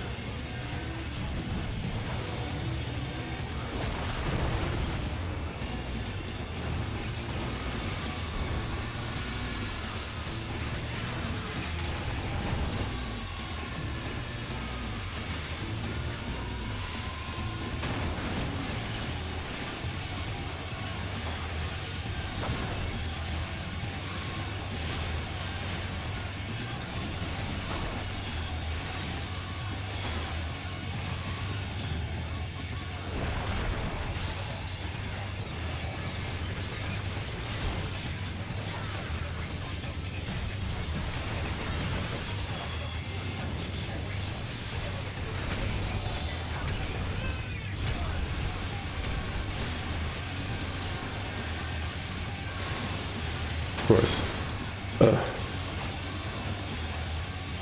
I took 3 of those.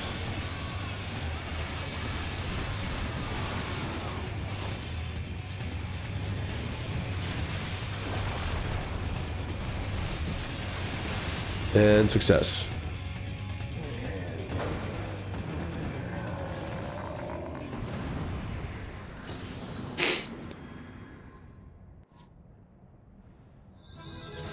Oh, look, see, now we can drop actual gear. I'll give it to the Otik. Spear of the Chosen. Lancer Spear. I'll be right back.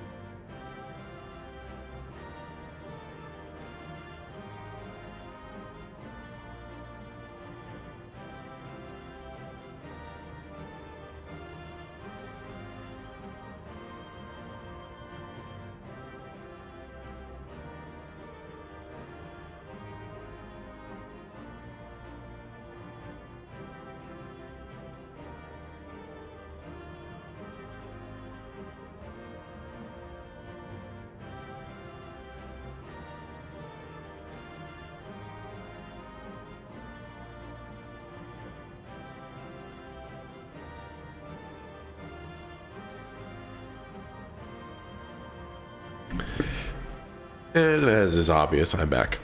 And look at that. I got the Spear of Crags. Most things are mainly for glamour, I think. We got one combination. That's cool. I wasn't the one doing the main tanking anyway, so no big deal. I'm glad I got one. So back to Camp Overlook.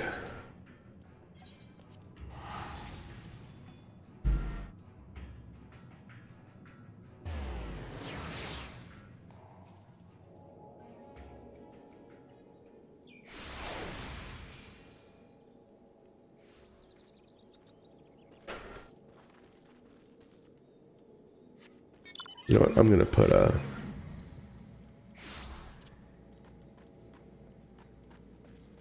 the guide. Which one was it?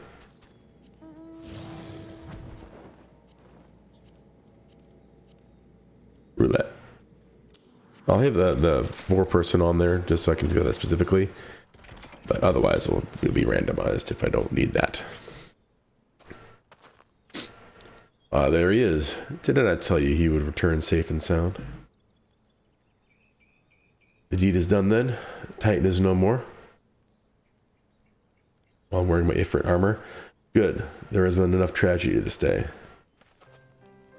It has been like that since he regained consciousness. We believe he can hear us, but he has made no attempt to respond. He is almost certainly still in shock, but we cannot discount the possibility that he succumbed to the Primal's influence. When that proved to be the case, he must be put to death, like any other thrall. Such is the Alliance's policy, yes? You have the right of it. But we must not rush to conclusions. After all, we once feared that Isiel's followers were beyond reason, but many have since laid down their arms and accepted Ishgard's peace.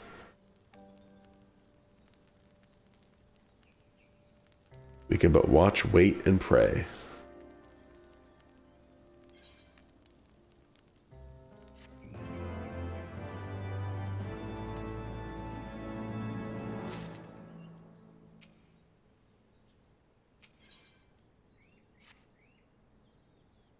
There is not to be gained from dwelling on an eventuality over which we have no control, much less one which may never even come to pass. Let us tend to more immediate matters, informing Commander Bloodens of Titan's demise, for example. You may be certain he'll be glad of the news. Would you be so kind as to break it to him? I guess I can go talk to a dude, because it is beneath you, I guess. A second, I'm going to get back to my list. Okay. There we go. A flying behemoth. All right.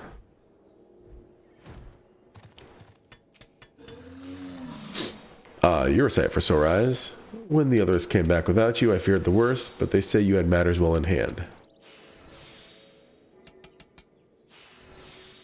All settled then, is it? I'm glad to hear it. But not half as glad as my men will be, believe you me. Regardless whether or not he was summoned properly, a primal is a primal, and there ain't a soul in the maelstrom that hasn't lost his friend to one. Don't get me wrong, like, we were all prepared to do our part, but we weren't so naive as to think we lived to tell the tale. Thankfully, of course, it didn't come to that, which, my friend, sounds to me like cause for celebration. Now, I know you have lots of places to be, but why not stay the night? We'd be honored to raise a glass to the triumphant return of Titan's Bane. Excuse me.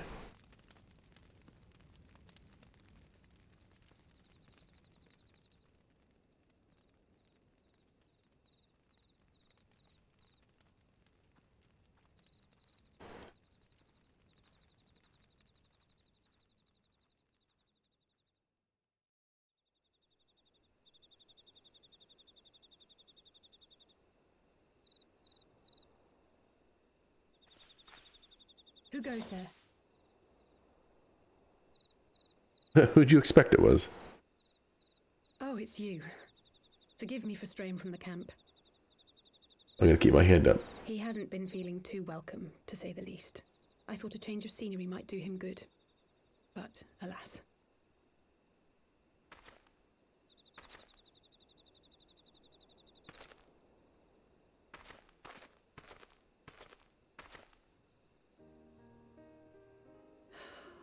It's so quiet out here. The stars spread out before us, beckoning across time and space.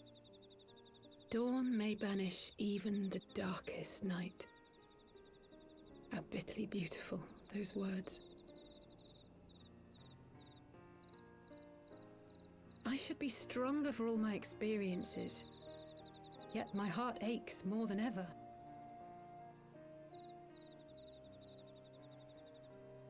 I never understood why Grandfather gave his life that day.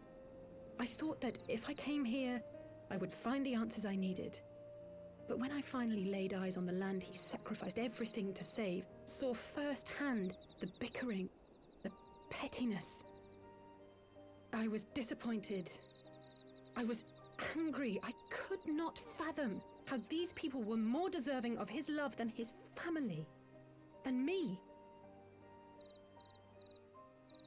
Nevertheless, I had to believe he had good reason. I was determined to uncover the whole truth of the calamity and, perhaps in so doing, find my own purpose in this sea of chaos. My travels have been enlightening, but I cannot say that I have enjoyed them.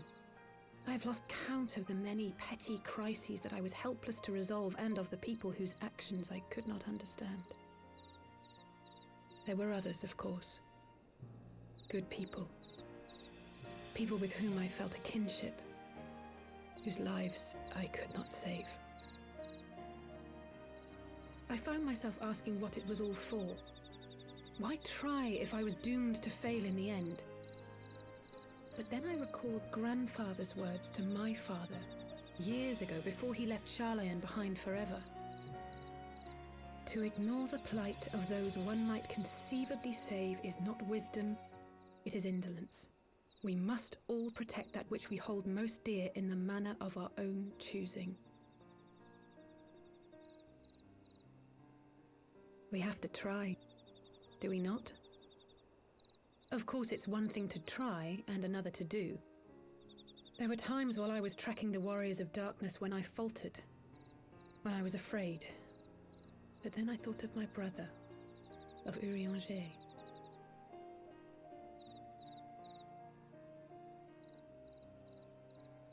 Oh, pray forgive me. This conversation has been rather one-sided, hasn't it? Mayhap you could recount some of your adventures in Ishgard. Usually conversations are one-sided with me anyway.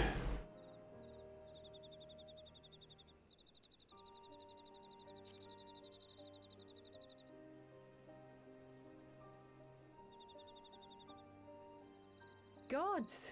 They must have been at each other's throats from dawn till dusk. I dare say you managed to keep the peace, though.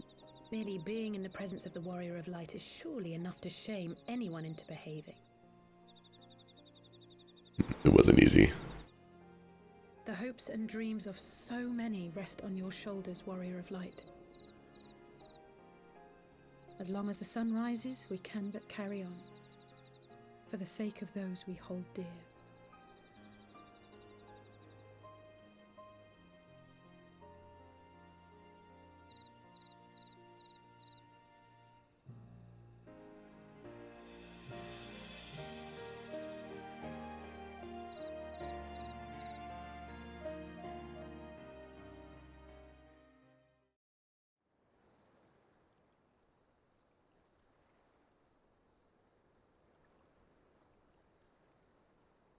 Ooh.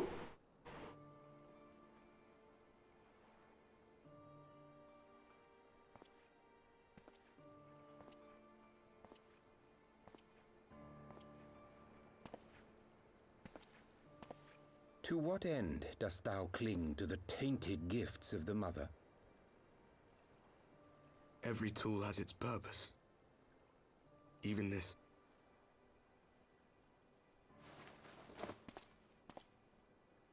Well, what is it?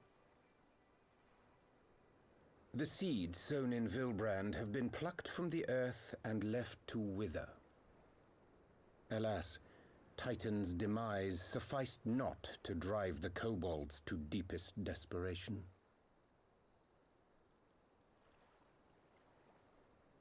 What did the man in white have to say? That we are to proceed as he did first set forth. Well, that's easy for him to say. It's not his bloody world on the brink of destruction, is it? Be thou well reminded that with an end to Ishgard's unrest, naught now remaineth to preoccupy the Scion's thoughts. And thus may they devote their every energy to thwarting thee and thine. I foresee only greater difficulties ahead. Foresee? Are you sure you don't welcome them? I'm starting to think you might hold a candle for your old friends after all. Pray do not mistake mine intent. I but look upon the path which lieth before us with due trepidation.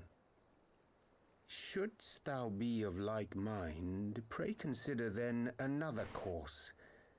For the power to invoke the ardor belongeth not unto the Ascians alone.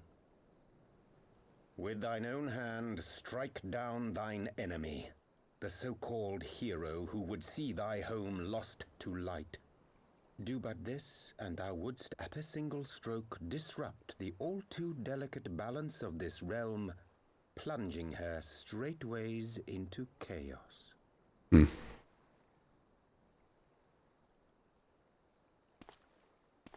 do realize what you're suggesting, yes? To ignore the plight of those one might conceivably save is not wisdom, it is indolence. The words of my teacher, and a creed I hold close to my heart. I know who it is. He had the same teacher as Alizé. Or, as I said, it was from Louis Soix, and that was his teacher. Not gonna spoil anything, though. Draw him out. We'll make it quick. It shall be done.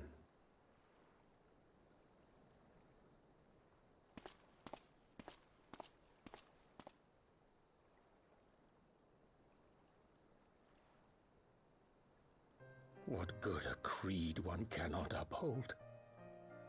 What hurts soothed? What lives saved? Oh, hapless fool, what hast thou wrought by thine own hands? What did you do? My friends, I shall not now beg your forgiveness. Full deeply though it paineth me to walk it, I shall not stray from my chosen path. As Moonbreeder remains steadfast, so too shall I.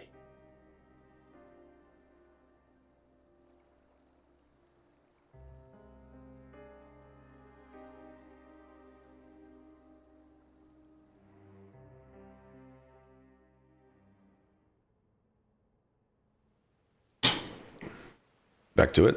Yeah.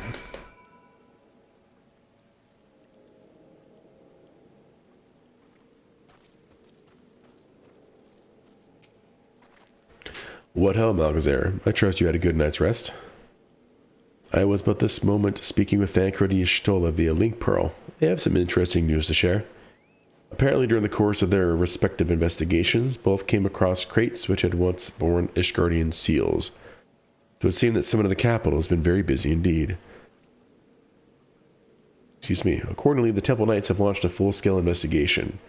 Sir Emmerich believes that it is only a matter of time before the culprits are found. But we shall have to wait and see. In the meantime, it seems only prudent to look into the recent activities of the other tribes, in case they too are flush with Ishgardian crystals. With that in mind, I suggest we pay Urianger another. Wait, where is Alizé? She was here a moment ago with Gabu.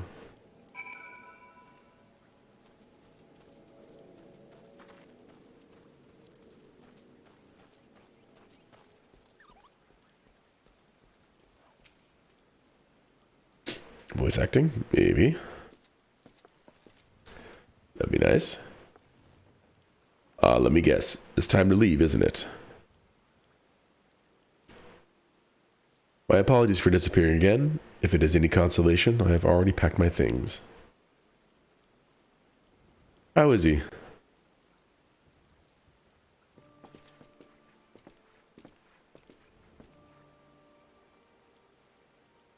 Brother, Commander Blooded, something tells me you were not solely here out of concern for his welfare. But to answer your question, there has been no change. He will not speak for it or eat. I'm not even sure if he slept. If he did, he seems none the better for it. He just shuffles about with that same expression on his face.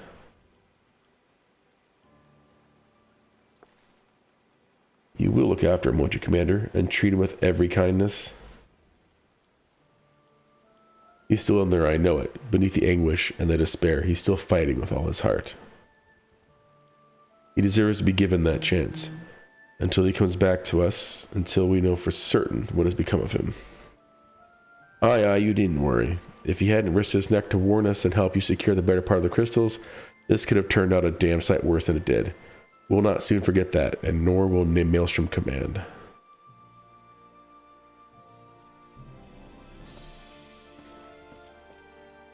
I'm so sorry, Gabu, I truly am. You should never have been made to, and I know I cannot possibly understand. Mayhap there is nothing I can do or say. The pain, the anger, the helplessness. Hold fast to the memories of better times. Remember them as they were. And when it hurts so much your heart feels fit to burst, let it burst. Let it burst and fill up again with your love for them, and never ever forget. Come along, little one.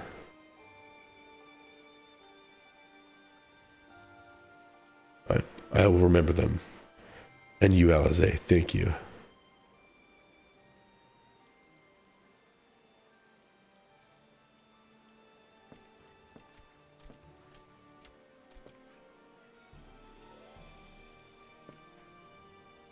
Have faith, sister. Your words have reached him. In time, he will recover. And those who orchestrated these events will be made to answer for their crimes.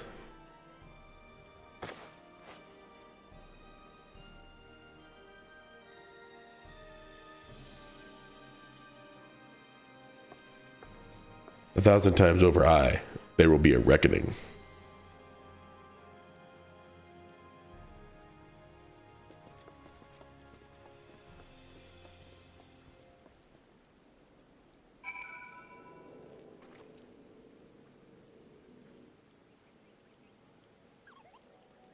Oh, cool. I don't have any more of the handy dandy teleports. Then now we get to go the long way to Horizon.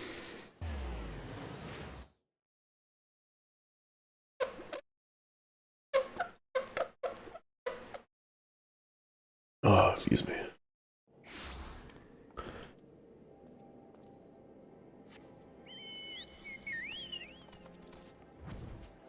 We can just go over, can't we? Yeah. Oh, fog. What's going on? Is it sandstorm? What is it? We are right next to the ocean, so it shouldn't be too confusing.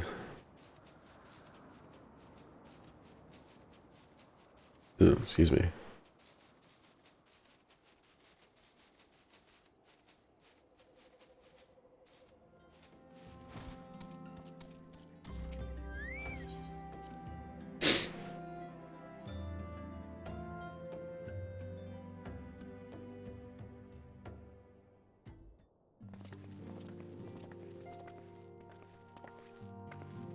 We have heard the glad tidings from Agomera, my friends. By the grace of the 12 and your most valiant efforts, the people of Limsa Laminza may rest easy.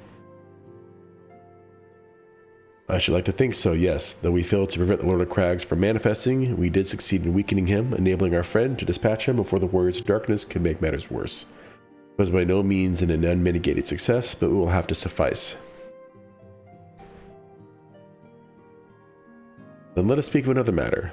One which weigheth heavy on my lady's mind.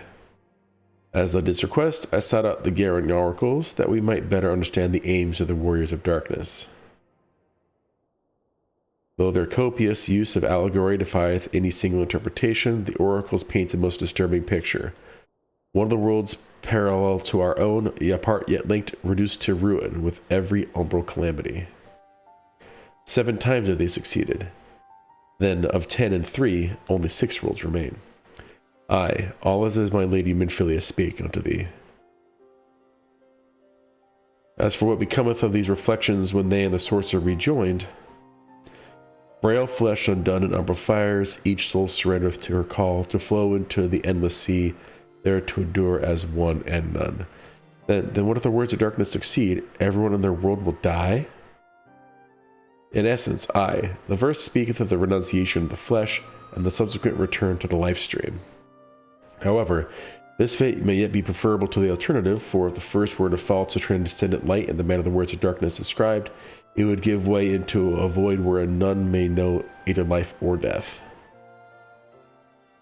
Far better to die, they reason, for in death there is life. The essence of a soul which returneth into the source may be born anew, saved. Such, at least, is their belief, I surmise. If that is true, then, gods, no one should ever have to make such a choice. Ere we speak further on the subject, I would share with thee another recent discovery. It would seem that several sizable shipments of crystals have been delivered into the hands of certain Alamegan parties. Alamegans? Strange. And you believe this to be the work of the same Ishgardian smugglers who supply the beast tribes? I know beyond a shadow of a doubt. Unless thou wonder of their motive, I would remind you that the Ascians did once attempt to bring about the summoning of Rhalgr. The individuals who took receipt of these shipments are refugees belonging to a group devoted to the cause of the Alamegan liberation. It may also interest thee to know that their Ishgardian suppliers appear to be none other than the remnants of the Elaine Royale's network of spies. Surely you jest, and yet it is not so surprising. Bereft of leadership and hunted by the Alliance, I can well imagine such villains being desperate enough to conspire with the Ascians, assuming they even know or care who their new employers are. All of which is irrelevant. Forgive me. We must seek out the resistance group which received the crystals without delay. Malcazer, Alize, will you come with me to Little Alamigo? I guess. Alize looking at him. Yes, of course. I should like to hear what they have to say for themselves, firsthand. May you ever walk in the light of the crystal.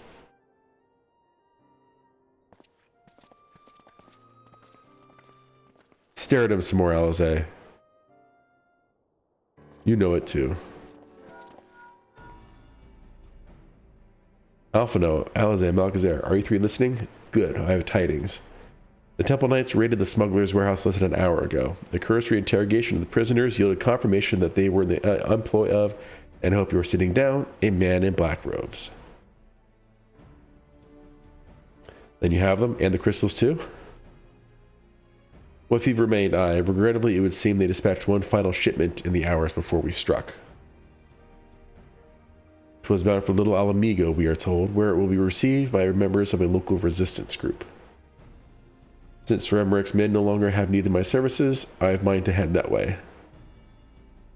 As do we, by happy coincidence. We learned of the shipments but a few moments ago. Ha, and here I was thinking I might finally be one step ahead of the Warrior of Light and his little helpers. Wait a moment, there is more, and I defy you not to be surprised by this revelation. The leader of the Ishgardian smugglers was formerly in the employ of one Elaine Royale, the infamous Ivy herself. Once again, Thancred, I fear must inform you that... Thancred, with whom else have you shared this information? About the smugglers? No one. As I think I mentioned, the raid was less than an hour ago. I was planning to contact your Stolen next, but is there something else you should have me notify first? No, there isn't. How did Urianger know then? Oh...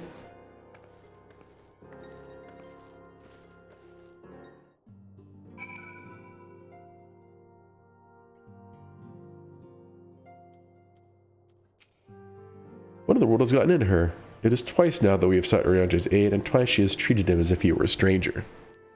The Archon was one of Grandfather's most dedicated pupils, and spent as much time at the Levier estate as we did. He's practically a member of the family. Truth be told, I struggle to recall a day from my childhood when I did not see the three of them laughing together. If this continues, I may have Yet, I may have to raise the matter. Later, though, little Alamigo awaits. What do you guys think? She suspects Urianger.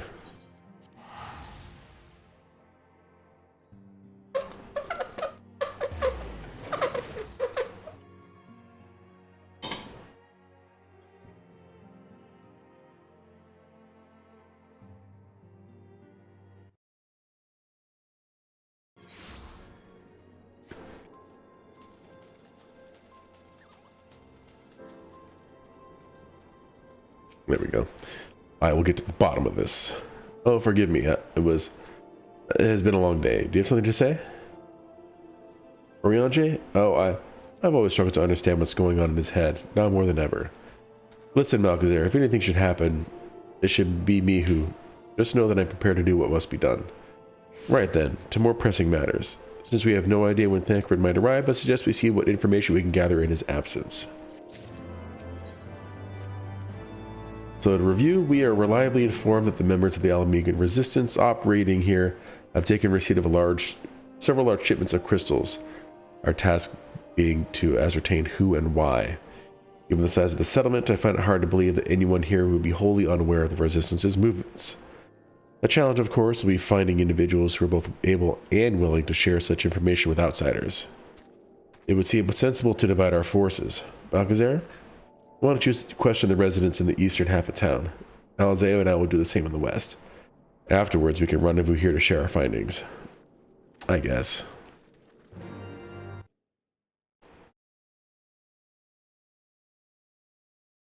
Getting there. Yeah. I really can't wait to get through Stormblood. I like Stormblood as well. I can't wait to get through it and get to Shadowbringers. I haven't touched it at all. Let me guess. Come join the fight, have you? No need to deny it, friend. You're not the first to answer the Griffin's call. The Griffin? While he's lit a fire in every Alamingan's heart, he also inspired more than a few old Dons to pledge themselves to the cause. A little wonder the Gregarians won't stop until we're all under the yoke. Oh, that stuff actually might... Most of the time these don't really matter, but they do in this case. I see you there going around asking questions, looking for the Griffin and his lot, I'll bet. Seems to the talk of little Alamigo these days. Folk wondering what he's about, what he's got in store for Garleans, and what's under the mask of his, of course. Some say he's hardly got a face, what with all the scars. Others reckon he's been marked for death by the Empire, and that they'd send a bloody legion if they knew who he was here. Your guess is as good as mine. Is there a dude above me? Yeah, buddy. The Resistance? Damned if I know. It's not as if I'd be any use to him. If you set store by all the details of secret weapons, good luck to you. But I'm too old for the mass bedtime stories. This is our lot, and it's time we get used to it.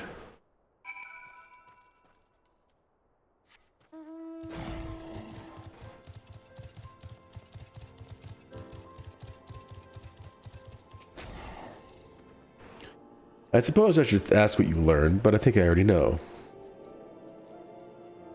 This Griffin seems to be the leader of a newly formed faction within the Resistance, the Masks. Yet despite their growing popularity, no one seems to know much about them, only that they are the most aggressively militant group to join the movement in recent memory. Indeed, many claim their commitment to the cause of Alamigan liberation is unrivaled. We can but hope the revolutionary fervor is never channeled in the direction of a primal. Though I feel confident that this is the group which received the crystal shipments, we yet lack proof. Before taking any action, I would speak with the settlement's leader to confirm my suspicions, and mayhap enlist his help while I am about it. Given that you and the Gundabald are already acquainted, mayhap it would be best if you took the lead. Shall we?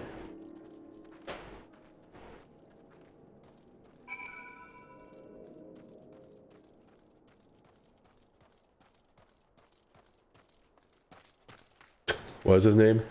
Weed Bear Bong Ripper. Oh man. Very, very appropriate name. But as it pleases me to see you again, Malchazar, I cannot help but wonder if I should be worried. I hear you and yours have been asking questions. The Griffin, I know of him, as do we all. He and his masks have become a leading faction within the Resistance. Though there was suspicion at first given his secretive ways, he quickly proved himself a charismatic and capable commander. Men are drawn to his passion and his vision.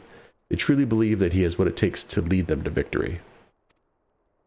But even I cannot help but admire the man for what he's accomplished. But I have not forgotten Wilred. I was blind to the danger of his ambitions, and you were not. The Griffin will soon deliver a speech to our people at the sunken temple of Card. Go and see him with your own eyes. Weigh his words with your own heart. How convenient. 'Tis but a pity Thancred is not here to join us. You two go on ahead. I'll stay behind to wait for him. Flying Shark.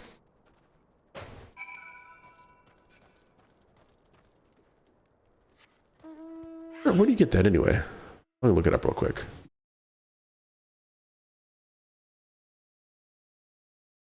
Is it a cash shop?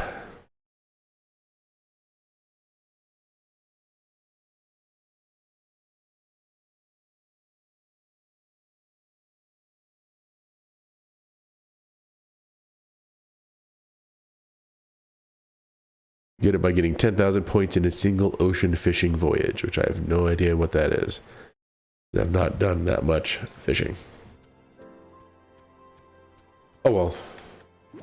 I may, like, when I get past all the main story and I start doing side stuff, I may do like mount farming, minion farming, do all the side quests, you know, work on, there's so much stuff to work on. If I wanted to, I could just do the MSQ and then be like, I'm done. Okay, I can do beast tribes.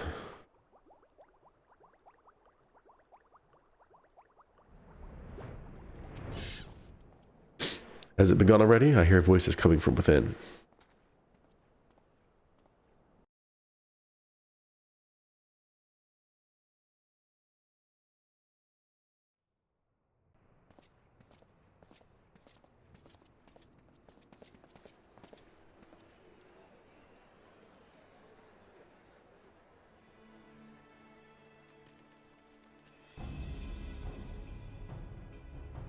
Brothers and sisters, 20 years ago, Alamigo, our home, was claimed by the Garlean Empire.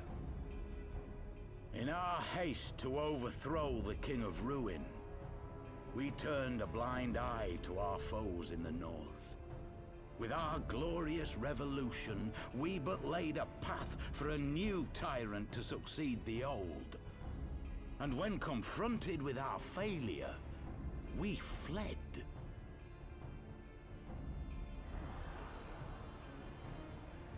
Not a day goes by that I do not think of those we left behind. Think of them and feel ashamed. And I know each and every one of you feels the same.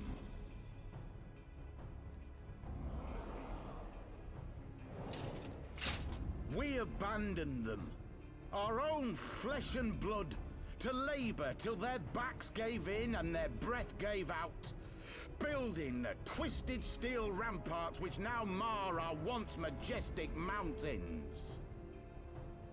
We abandoned them, the brave and true, to fight and die for their country, or worse, to be conscripted and sent off to rob another poor bastard of his home.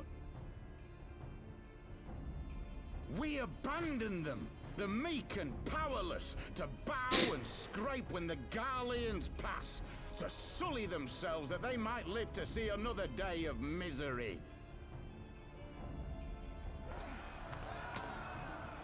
The Black Wolf may be dead, but a new Imperial Viceroy reigns in Alamigo now. A beast, not a fraction as merciful. You all know the Eorzean Alliance will do naught to oppose him. For all their promises and platitudes, they will not act if there's no profit in it. Only we can free our brothers and sisters from the Empire's tyranny, my friends. Only we have the courage to stand and fight. They have imprisoned us. They have enslaved us, and they have murdered us. But no more! blood demands blood, and the Garleans shall pay for every drop they have spilt upon our lands.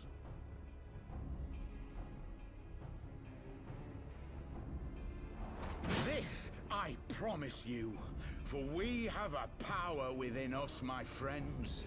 A power befitting our pride, our righteousness. Only join us, and we shall grant you the means to unleash it, and together we shall see the Alamegan standard raised over the mountains of Gia Arbania once more!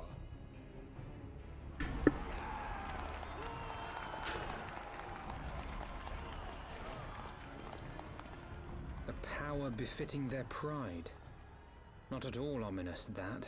Not at all. I agree, Alpha. No. That's fine. We can walk away and leave it. Is that...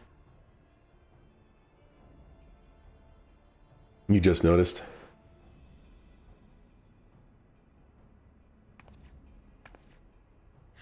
What are you two doing here?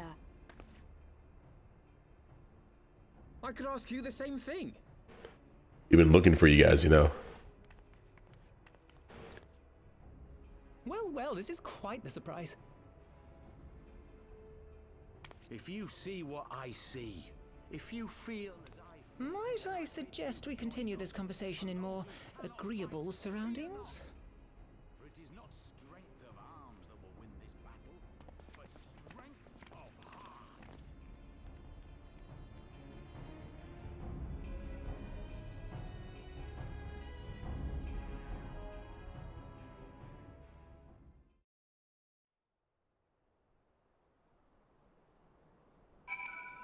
We found them.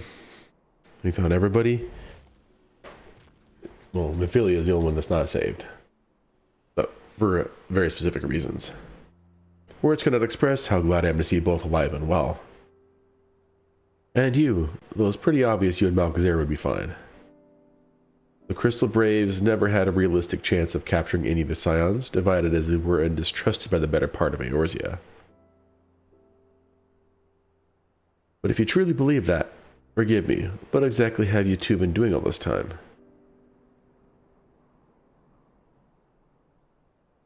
You're paying a favor. After the banquet we had no choice but to flee Ul'dah, and we would not have been able to do so without the aid of some old friends from the Resistance.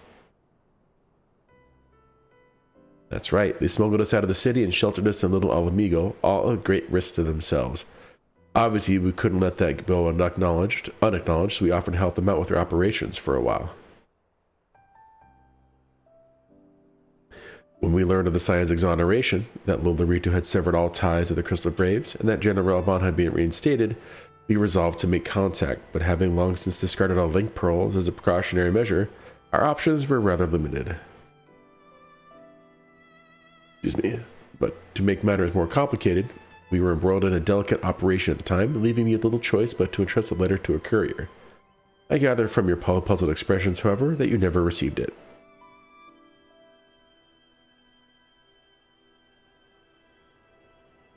To be honest, we thought this might happen. While the Master are happy to let the refugees spread word within the community, they're pretty strict about communicating with outsiders.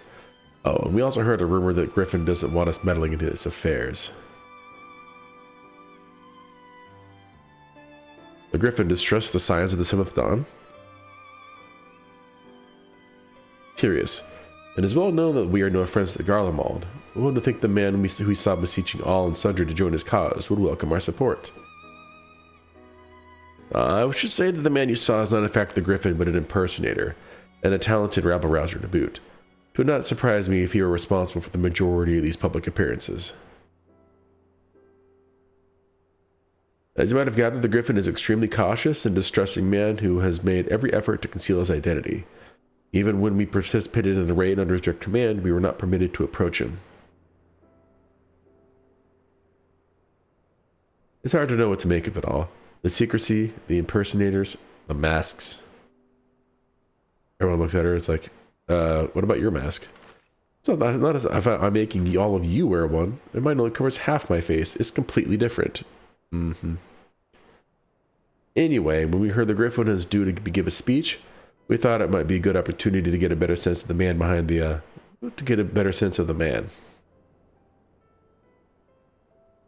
for all the good it did.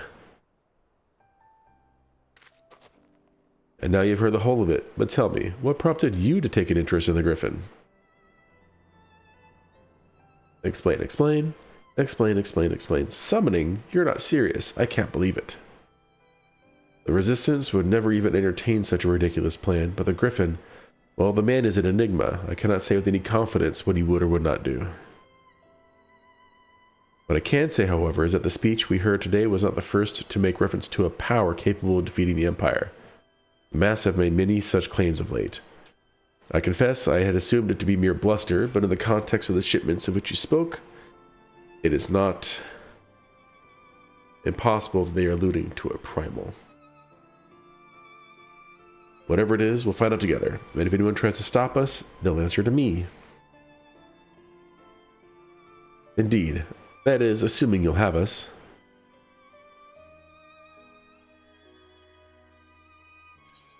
You like my Ifrit hat? I think it's cool.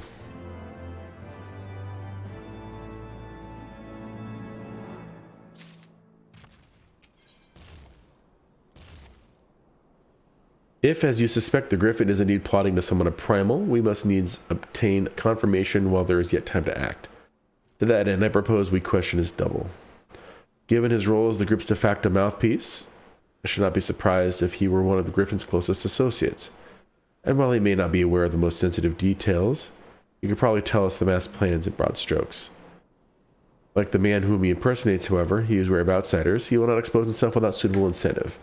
My plan is as follows. You and Alphino will pose as adventurers fallen on hard times, inspired by his words to take up arms for a noble cause. Ida and I, as members of Resistance, will recount tales of your past achievements and testify as to your usefulness in the struggles ahead. With our enthusiastic assurances all still ringing in his ears, he will decide to welcome you in person, and we will arrange a meeting. You will need to look the part if that we might maintain the charade, until we have him cornered at least. Here, this should be enough to purchase suitable garments from Talabot, and to have him rub a respectable amount of dirt on them for good measure. Any questions? It all seems simple enough, thank you. And with that, Balcazar, let us be off. Well, no wonder the other guy doesn't want to work with the Scions of Seventh Dawn. We kind of go against primals.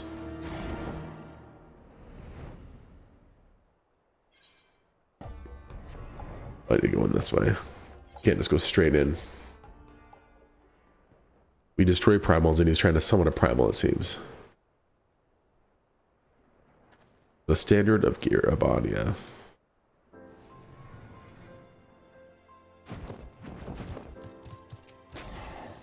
Yeah, you want to buy what? I don't know what you're up to, but I want to know part of it.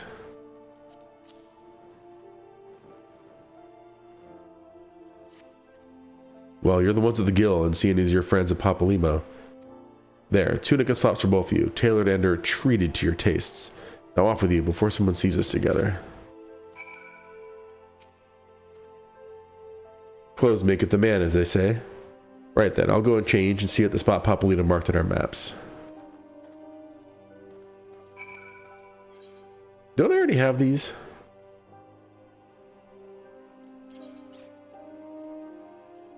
Yeah, I already had these. And then the slops are these ones, right? No, it was... I guess they did this just in case you, like, got rid of them. Because you had to wear these, before.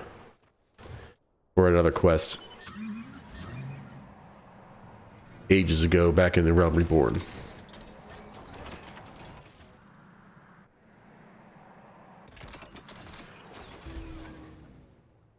Well, look at us, a pair of down-at-heel adventurers seeking a chance to recapture past glories. Yes, this should suffice. And now we play the waiting game.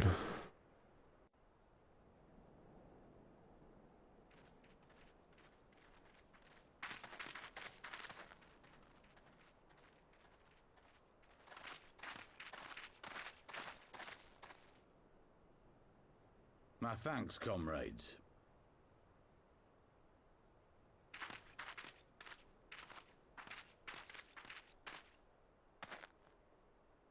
You must be the esteemed adventurers of whom I've heard so much. I understand you have taken an interest in our cause.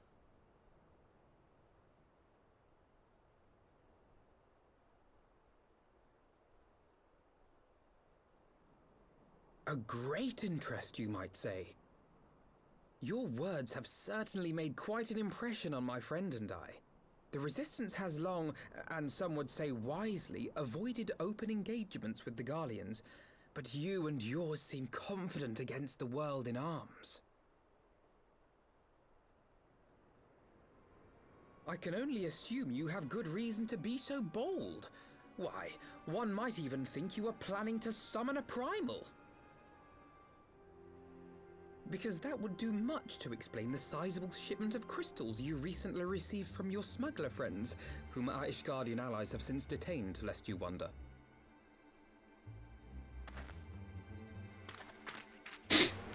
Dang. I'd like to hear more about the Griffin. The real Griffin.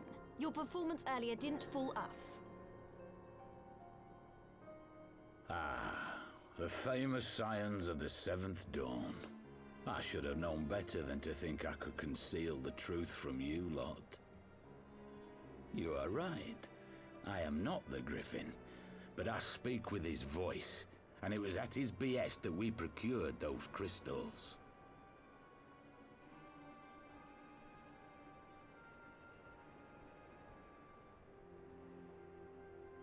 You are wrong, however, if you think that we procured them to summon a primal. We used them to reach an accord with the Amalja. In exchange for crystals to summon their god, they will aid us in the fight for Alamegan liberation. You've got to be joking. Have you gone completely mad? When people find out you helped the Lizardmen summon Ifrit, they'll turn on the Resistance. Alamigo will never be free.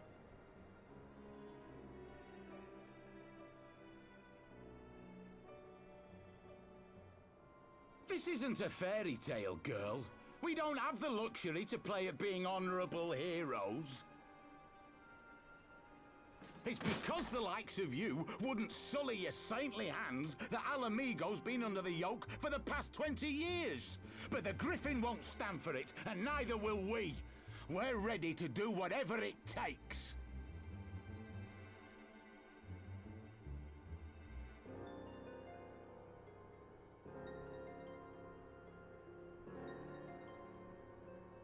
What proof do you have of this arrangement with the Amalja?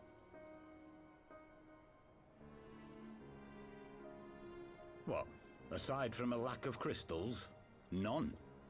But the Beastmen have a great big pile of the things if you fancy looking. You might want to hurry, though. It'll not be long before they summon their god. Search our camp if you don't believe me. We have naught to hide.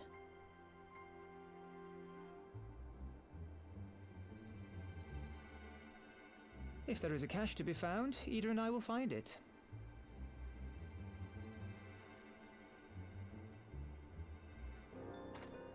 Then let us be off.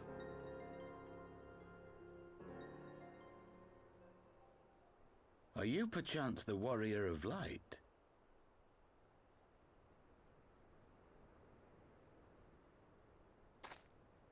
Aye. I thought so. You should know that a great many who have joined us did so because you saved them.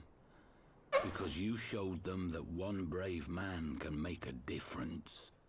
Don't blame this on me. You saved me too once. Helped a friend over in Quarry Mill make some medicine I needed. But that was a lifetime ago. That was a while ago, yep. On behalf of my brothers and sisters, I thank you. You gave us hope where there was none. Courage and strength when all was lost. We shall not squander your gift.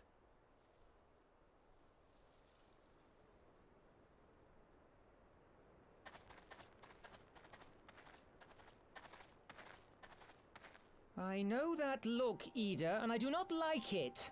You cannot seriously be contemplating taking up arms with that band of cutthroats. I just...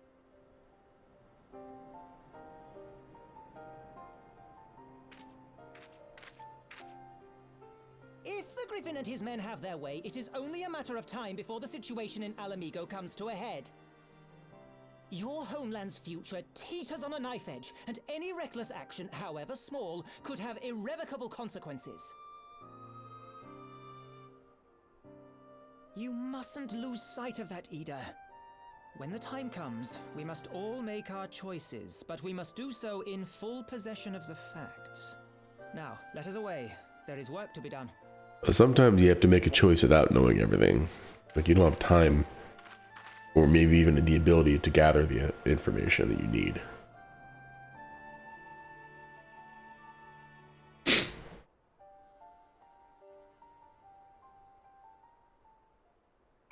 My armor back on. What? Oh, it's this. Even though these are for healing, they're so much stronger than what I have that like my health is just skyrocketing. Corey Millie said, "Do you remember? Forgive me, you cannot be expected to recall every name and face, and besides, it's not of it as if it matters. I have long admired how you live in the present, how you focus on the problems at hand and always keep moving forward. So let's keep moving forward together, Malcazar. We must find and secure those crystals. There is no time for looking back."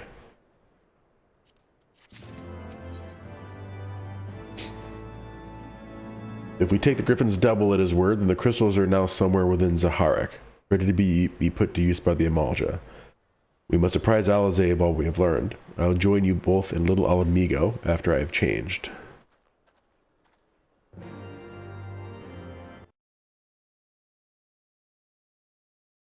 What's this one called? One life for one world. Okay. Let's keep an eye on, see how close we're getting to the Stormblood. Can I go over the top? Nope.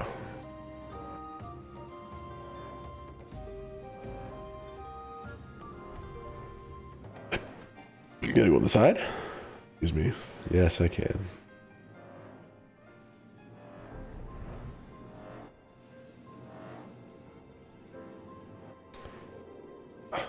What's going on? My mouse is kind of going all over the place. That was weird. So if I can fix this area. Okay. Now that Thancred has finally arrived, mayhap you could share your latest findings? Well, quite a lot, actually. Excuse me. You mean to tell me that all the way we were worrying ourselves sick, Ian and Papalim were here all along, and Willie Stoll would be relieved and also angry? Mainly angry, I should think. And as for the crystals, what choice do we have? We cannot very well leave them in the hands of the Amalja. For all we know, they could be preparing to summon Ifrit even as we speak. We must make for Zaharek without delay. Agreed. If there is not else to discuss, let us depart at once.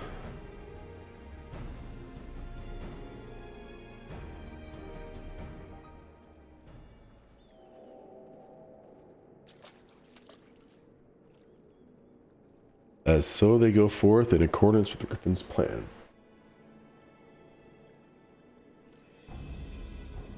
Players gather to assume their marks in a stage wreathed in flame. Ere long the curtain shall rise, and the drama of which I am author, gods forgive me, shall alas be performed.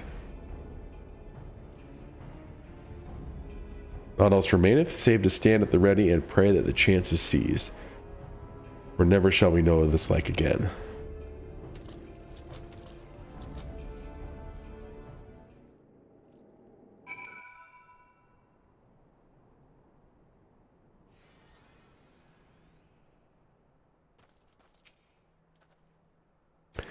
I confess I expected a warmer greeting, but we must not jump to conclusions, not until we have braved the Bowl of Embers. We must be ready to engage the enemy at any moment. If you would make any final preparations, pray do so now. I shall await your signal. Upon proceeding, several cutscenes will play. Set aside sufficient time to review these, although because this is the end of the patch. It's weird how the Bowl of Embers is up here, or down in this area, but it was also up in near Camp Drybone, because that's where it was originally. This isn't right. The Amalja would never leave this place so poorly guarded. Agreed.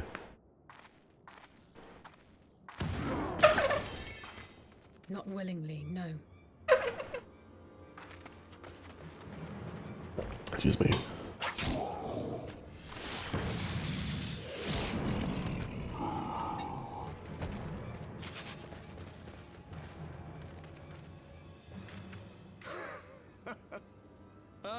saviors of Eorzea. Slow as ever.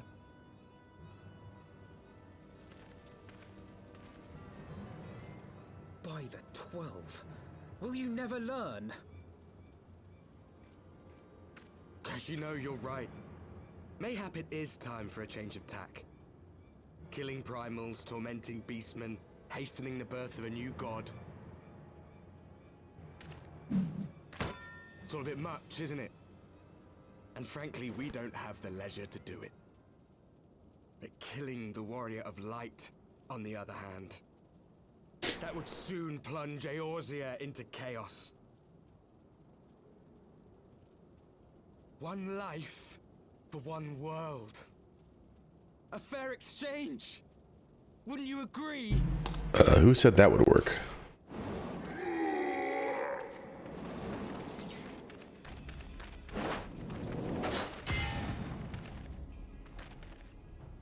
Lest you forget, you've more than one opponent.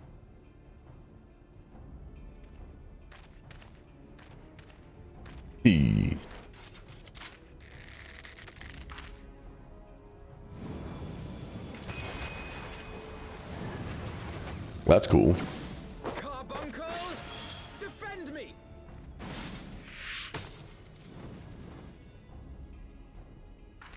I sense you will offer more than mere target practice, unlike your sister.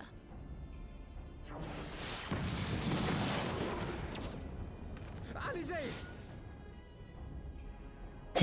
Just getting wrecked.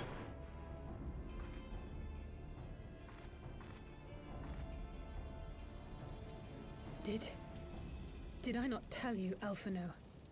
I am not the girl I once was. My brother was always the clever one, while my talents lay elsewhere. Oh yeah, where do they lay?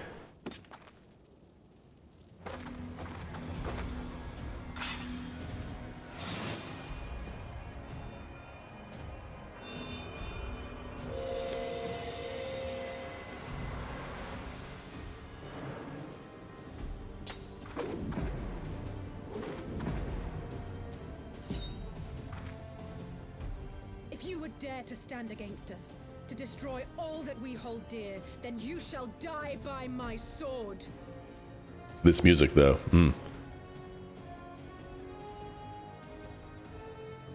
Let's finish this.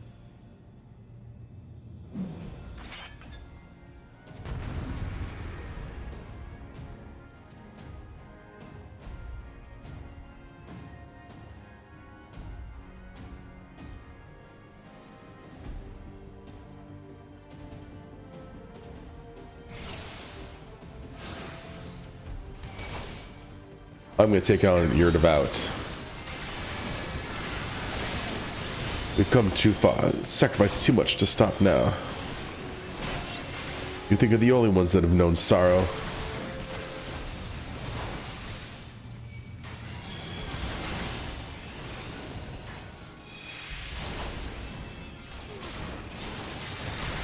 You shall fall soon enough.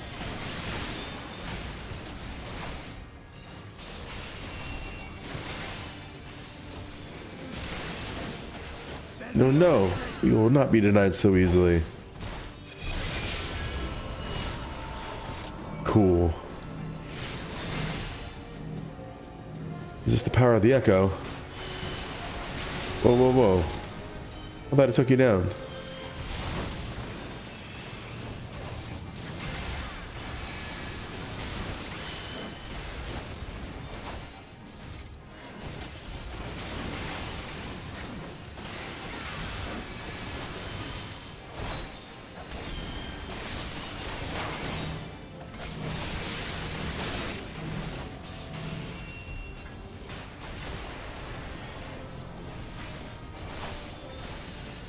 So take down the healer, and I'll take down the damage dealers.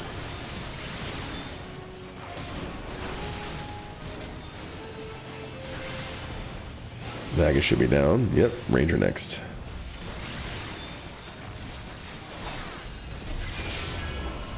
We call upon the power of the echo. Are you kidding me? Again they rise. Have these warriors have no limits? have these warrior no limits. I can't speak. Oh. You home ganged everyone. God damn it, I can't break free.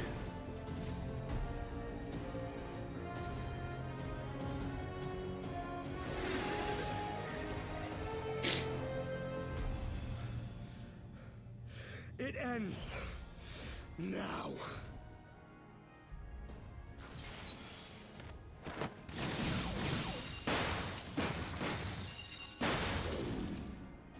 What? The chains!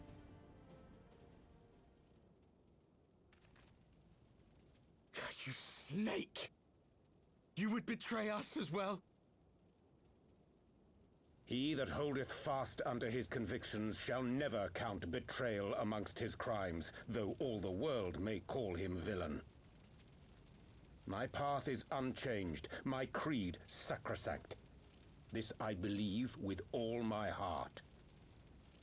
But say, warrior of darkness, and speak true, what dost thou believe?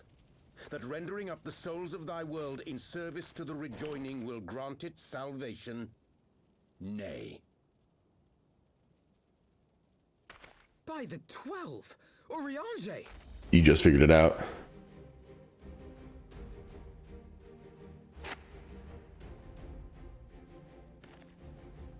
Mine apologies, Master Alphino. That the brightest light might shine, duty did compel me to walk in darkest shade. It wasn't even that good. You sweet fool. I was almost willing to believe you had turned against us. I expect a full explanation when this is over. For now, may I assume you have turned your cloak for the last time? Thou mayest, my lady.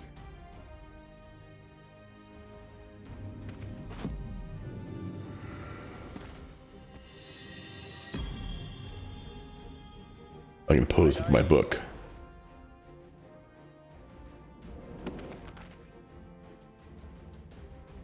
Even odds then. No matter. We'll crush the lot of you in one fell swoop!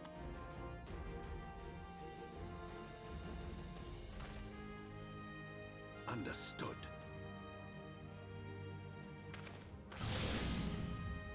Hearken to me. We only have one chance. Channel your ether into my blade that I might strike before the mage casts his spell. I cannot do it alone, but together we can defeat them. Or I can just go beat him up.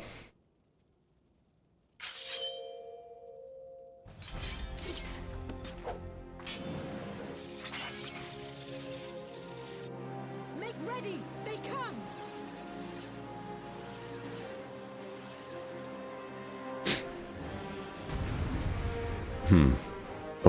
Bum.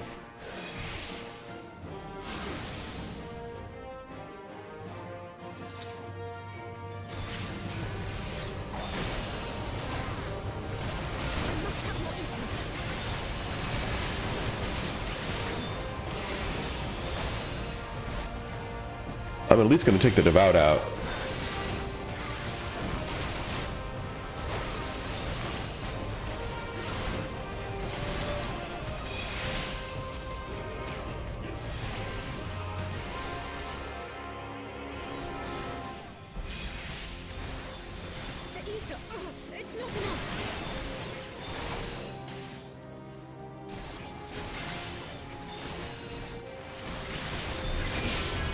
Of course, they come back, so it doesn't really matter what I do.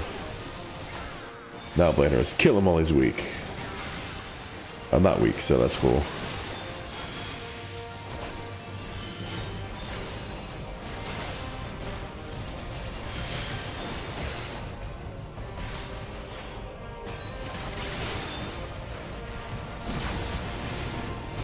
Wish I could do that.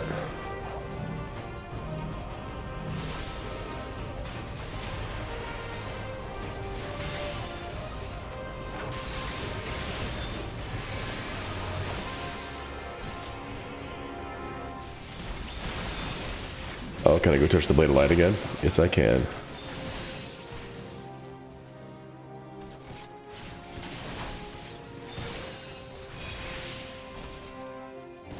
Why can't I? Can you get off me, please? Stupid.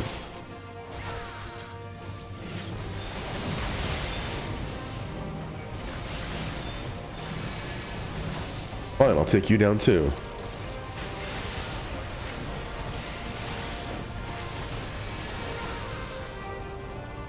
There, I'm not bleeding anymore. Well, I'm not in the area that gives me bleeding, but I'm still bleeding because I was in it for more than 2 seconds. I'm trying to. I just need to get this guy off of me. There we go.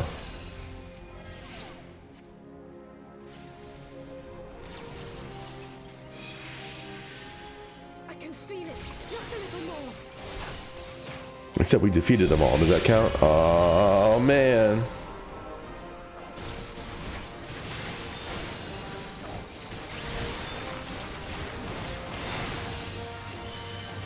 Stop the ranger, eh? Got it. She's just doing a ridiculous amount of damage.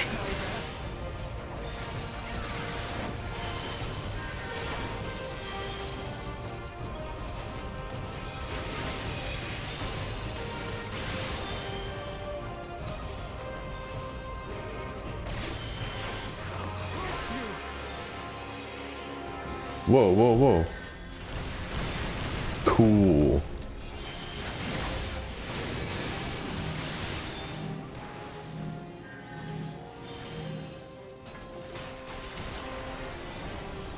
Get all these cool abilities that we don't get. The warrior's on me again. Can you get him off of me, please? I'm not even trying to. Fine, we'll fight him.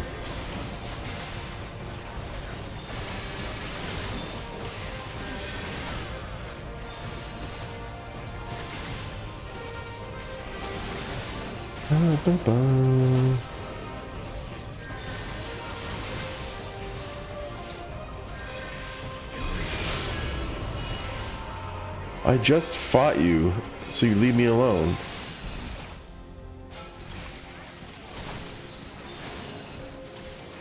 Okay, I'm gonna stop fighting him now. He got pulled off of me. No, there we go. Blade of light.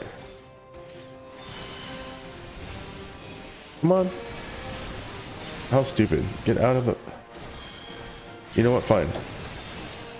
I'll hit the hotkey for it. Boom. 100. That's it. That's it. We've got them. With this blade, I banish the darkness. Dang.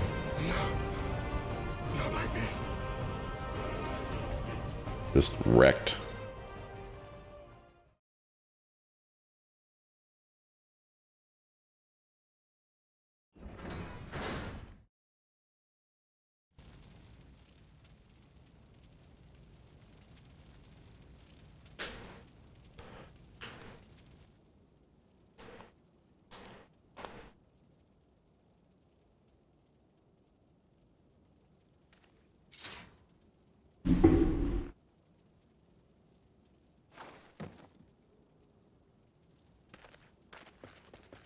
Alize, are you hurt? A touch dizzy, but otherwise fine. Thank you.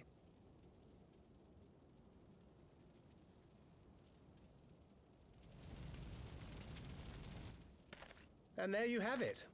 Our friend is too stubborn to die.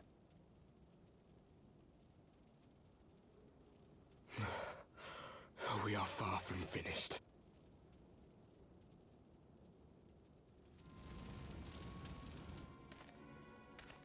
Or have you never considered how we came to this world?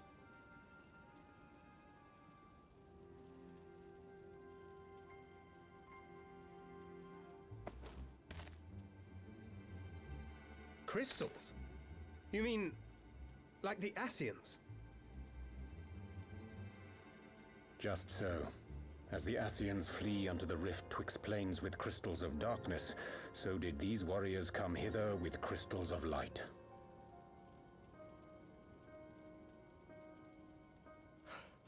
Eloquent, as always. Aye, like the Ascians, we too are beyond death. You cannot defeat that which is eternal.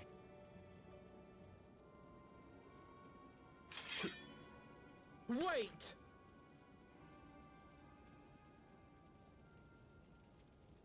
Why would I listen to you? Such methods as the Ascians employ require the renunciation of the flesh.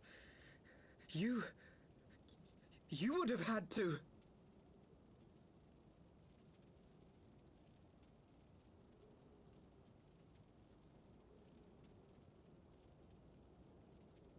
At long last, you see.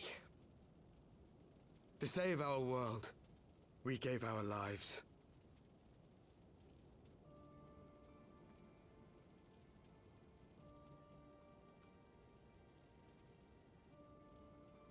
We were just adventurers trying to make our way.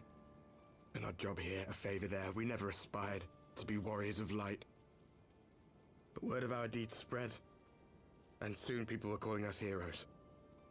They placed their hopes and dreams on our shoulders, and bid us fight for all that was good and right.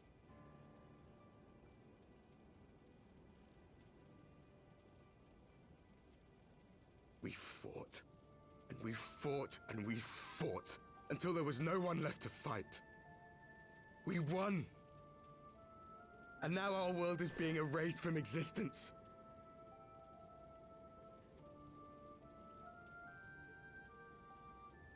Sad faces on everybody.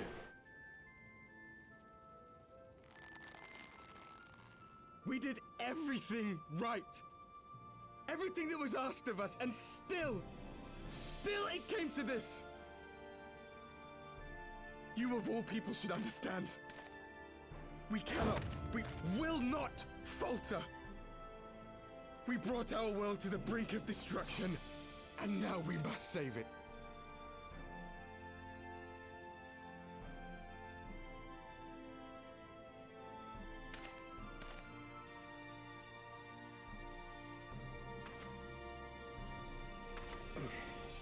I've died before, Arbet. I'm not afraid to die again.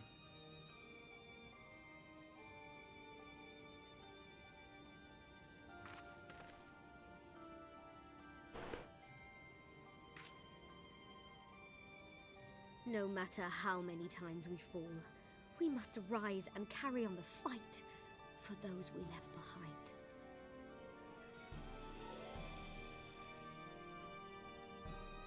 Yeah, throw in some nods.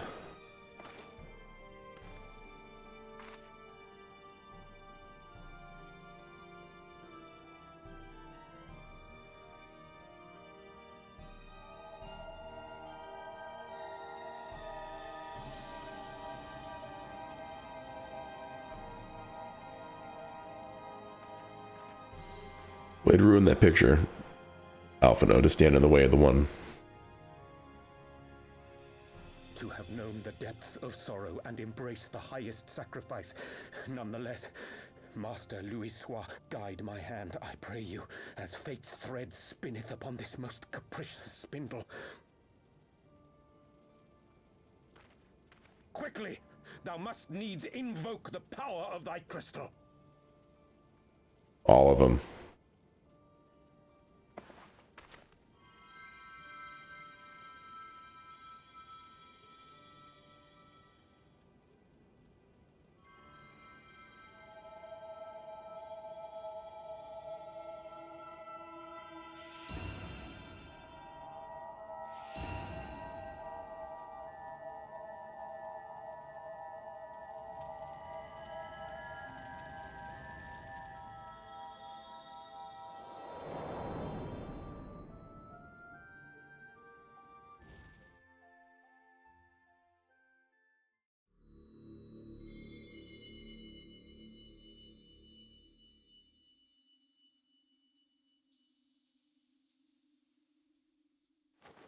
What is this place?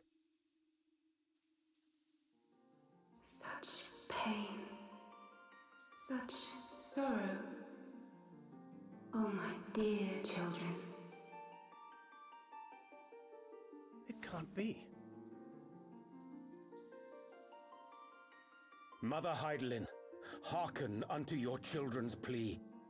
From 2 worlds do we gather, and from 2 worlds do we offer a bounty of light.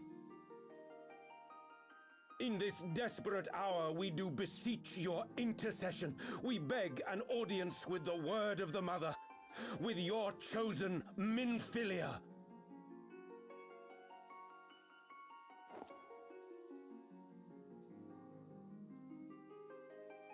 Your cries go not unheard, nor your sacrifices unnoticed. Though many are lost, there are those we can yet save, whom I can yet save.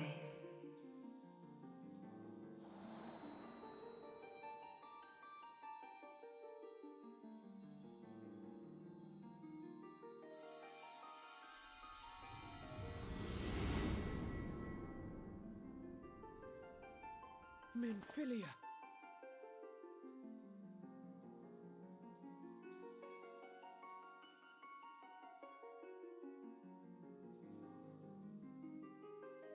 Blessed children of the First, the light of your world hath grown blinding in its radiance, but it is not yet absolute. I will hie me to your world, and there take unto myself the light which riseth even now to drown it, as darkness once did drown another. Now you deign to answer our prayers? I will suffer this farce no longer!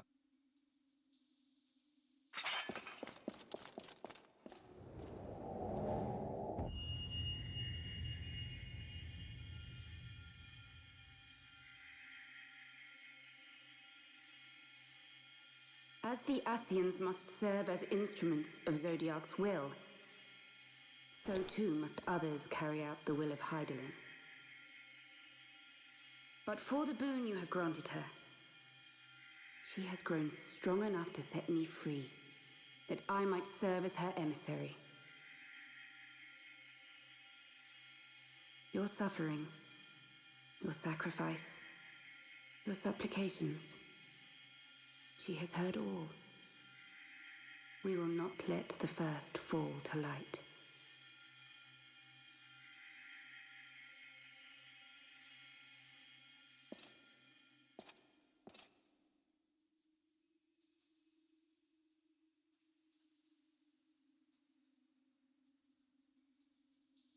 Thank you, Urianger, for bringing everyone here.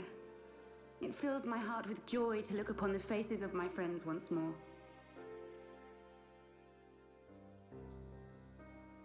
In taking you unto her bosom, I knew that Heidelin had bequeathed to you a sliver of her grace, granting you strength longsword. And in treating with the Ascians, I learnt of a star like unto our own, a doomed world of fallen heroes, in whom I glimpsed ourselves, the first. Full long did I search for a means to save this world, concluding at the last, the answer lay in the power of blessed crystals. And thus did I labor to set light against dark. Yet I knew from the beginning that this salvation would not come without sacrifice. For the instrument of the first's deliverance would of necessity be required to journey thither, there to remain, mayhap forever. You orchestrated all of this, not to save her, but to send her away!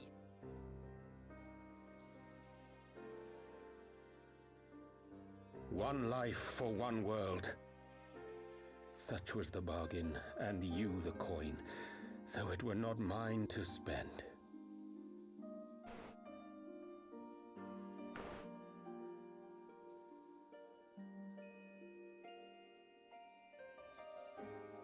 Have we not walked together in the light of the crystal? And at her bidding borne witness to the joys and sorrows of this land? Each and every one of you knows my heart. If this be the price I must pay, I pay it gladly. You would go alone, then? My dearest Thancred, you who have ever watched over me, I am truly grateful for all you have done on my behalf, as would my father be. Your kindness, your compassion, your love. These are your gifts to me, and our gifts to them, forming a bond which transcends time and space.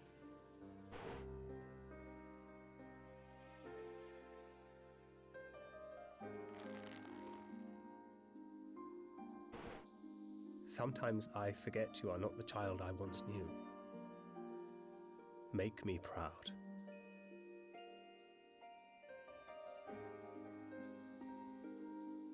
Long have I watched you from Heidelin side, watched as you nurtured and kept safe the light of the dawn.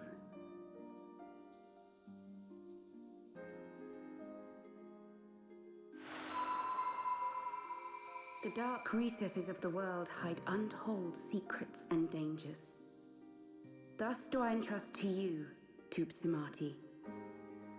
I pray you, keep to the path that you may never have need of it. Watch, we'll use it in like the next 2 quests anyway.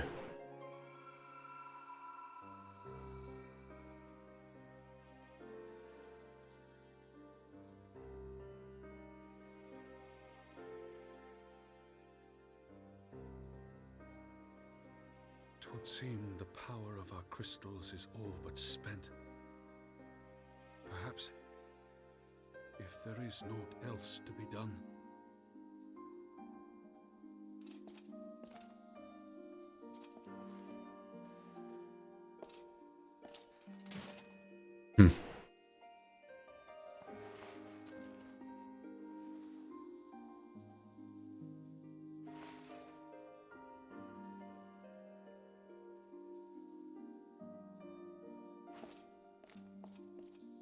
Hear me, servants of Heidelin. If you would have us place our trust in you, then I would ask a favor. Take us with you. Take us home.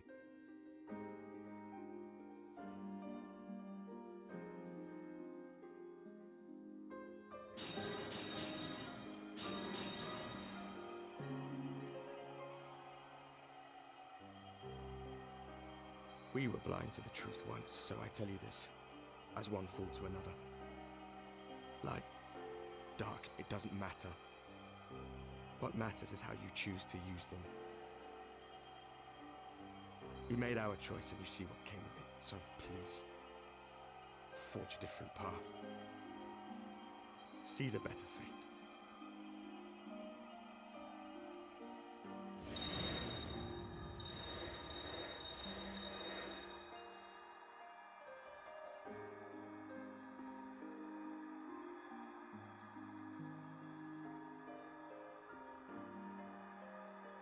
It is a strange feeling. So many times have I watched you depart, my heart filled with worry. And ever did you return to me in triumph. I'm just that good. Someday, when I have found a way to free this star from her sorrow, I promise you I shall repay the favor.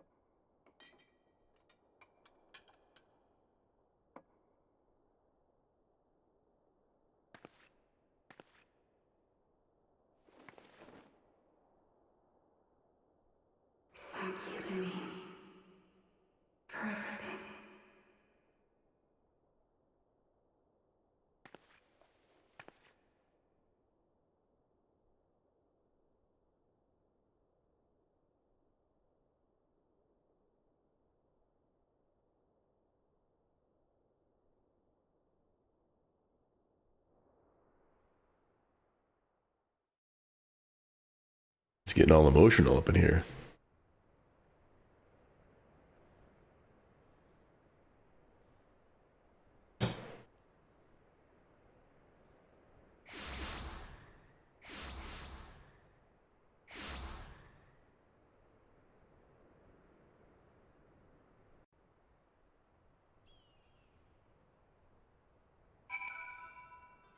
I'll be right back.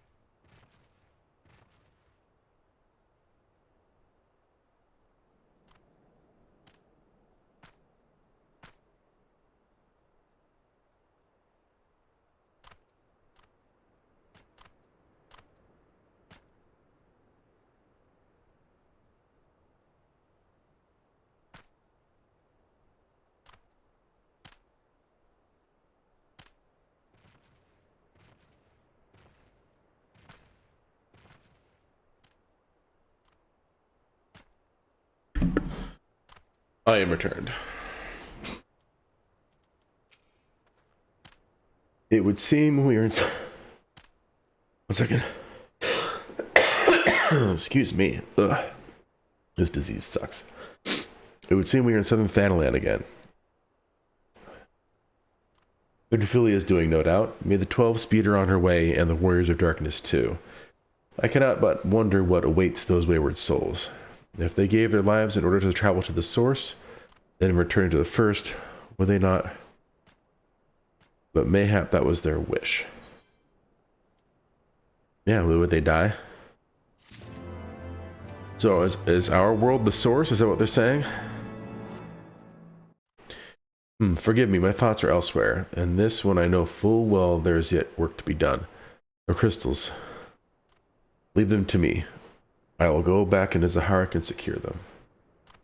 Excuse me, the Imaja will still be in disarray after the thrashing of the Words of Darkness gave them. They are not like to notice a lone bard skulking about. You're not a bard, you're a rogue. But Thancred, you don't have time to do this, I know, but I want to. I'll see you at the Rising Stones. I should go and find Ida and Papalimo. They must have finished searching for the mass camp by now. Not that it matters anymore.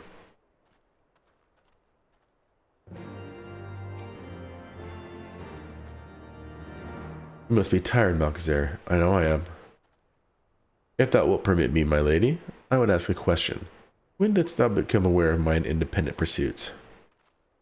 When I saw you meeting with the Warrior of Darkness in the Ascian and White in the Great Library, I tried not to think the worst. You've never been one to confide in others, so I knew that even were your intentions pure, you would not share your plans with us until you felt the time was right. But I cannot deny that a part of me feared you had simply betrayed us. Would that there had been another way. Know that I took no pleasure in deceiving thee, and that these sins will forever weigh heavy in my heart. I understand why you did what you did, that you but sought to achieve the greatest good while inflicting the least harm. Not many would have the courage to make that choice. But even knowing what came of your actions, I find that I cannot condone them. I'm sorry. Balcazar, forgive me, but I believe the events of the day have taken their toll on me. I should like to rest for a while. If thou wilt grant me leave, I will gladly escort thee into a refuge of thine own choosing. Once my lady hath regained her strength, we shall rejoin thee at the Rising Stones. Until then, warrior of light.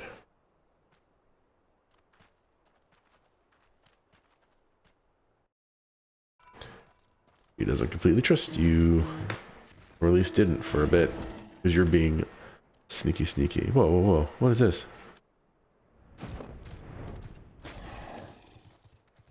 First things first. Let's get my.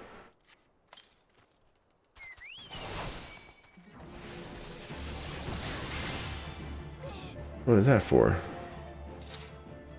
Gladiator. Okay. I know I haven't done all the hunts. And you know, they don't have any hunts past A Realm Reborn. You can always go back and do them like I am. Kind of defeats the purpose because you're supposed to get like you get like a pretty good ring for doing all the hunts.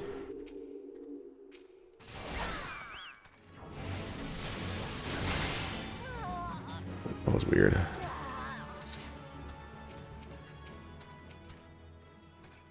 Can I? Thank you. There, one down. Right, let's get back to the story. I'm distracted over here. I'm flying on an Ariman.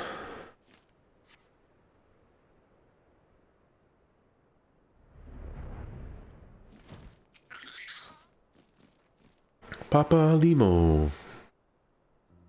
Well, Ben Malkazar, Alphino said you would be joining us. 'Twould seem the Griffin's double was telling the truth, insofar as we found nothing resembling a sizable cache of crystals in the mass camp. Did you perchance find one in Saharak? Actually, explain, and explain.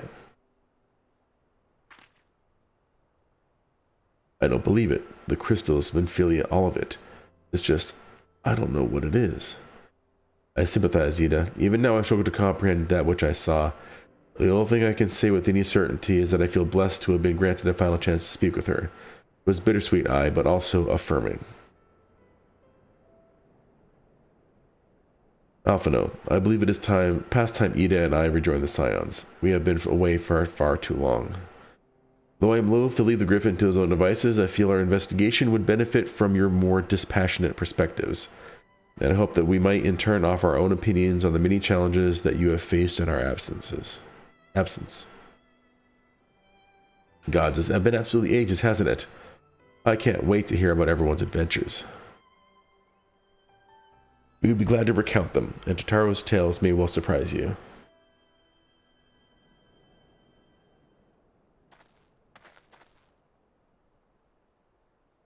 Ida, Raga be praised, it is you.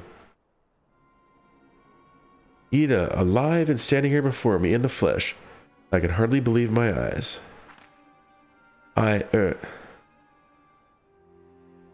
Oh, come now. Has it really been so long you don't remember me? It's Gundabald. I fought beside your father in the Revolution.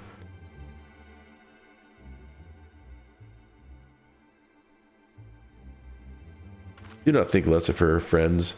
It's been 20 years since the occupation sent us our separate ways, but the resistance here were always welcome in Little Alamigo. They gave us hope, and young Ida most of all. Ida here was always full of fire, ever the first to volunteer for a mission, until the day she up and vanished, that is. There were rumors, and we feared the worst, but here you are, alive and well, looking nary a day older. Well, what can I say? I'm sorry for running off like that and making you all worry. It's a long story, but you see, I got involved with my friends here, the Scions. Oh, sorry, we were still called the Circle of Knowing back then, right? Anyway, I wanted to come back and tell you, but it was all very secretive stuff at the time, and as you can see, I'm completely fine. Nice save, Ida. I know we've got a lot to talk about, and we will, but right now I've got to hurry back to our headquarters. My friends are expecting me. He's trying to dodge it. Just runs off.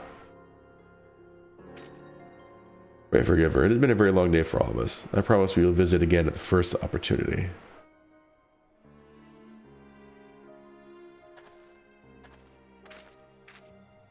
Let us return to the Rising Stones. And we'll all nod about it. Hells take me for giving you that mask.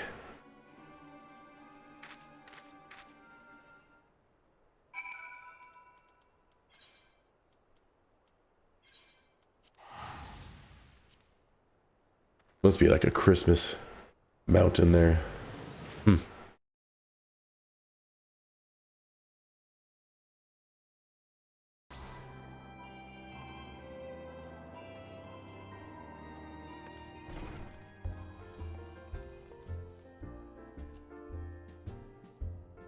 Come on. Let's do this. There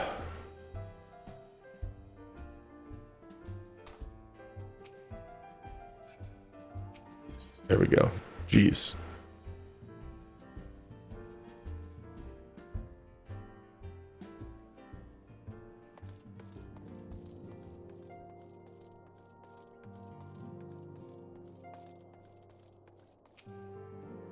Welcome home, Malkazar. I trust your journey was uneventful. You'll be pleased to hear that Thancred has secured the crystals. He sent word a short while ago. Once he has delivered them safely into the Temple Knight's care, he will rejoin us here, and we can declare this matter fully resolved, or officially resolved. While awaiting your arrival, I took the opportunity to contact Yashtol and Kryl and brief them on all that has occurred. I also requested that they return to the Rising Stones at their earliest convenience. Now that our lost friends have been found, it would seem meet to discuss the future.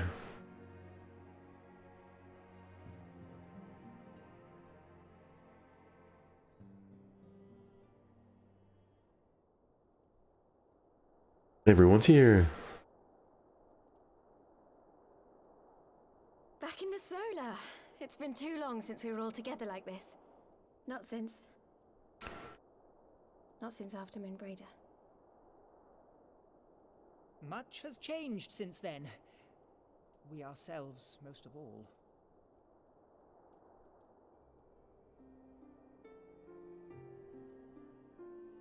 Though not all who were lost could be gathered here today, we may take comfort in the knowledge that those who are not are carrying on the fight.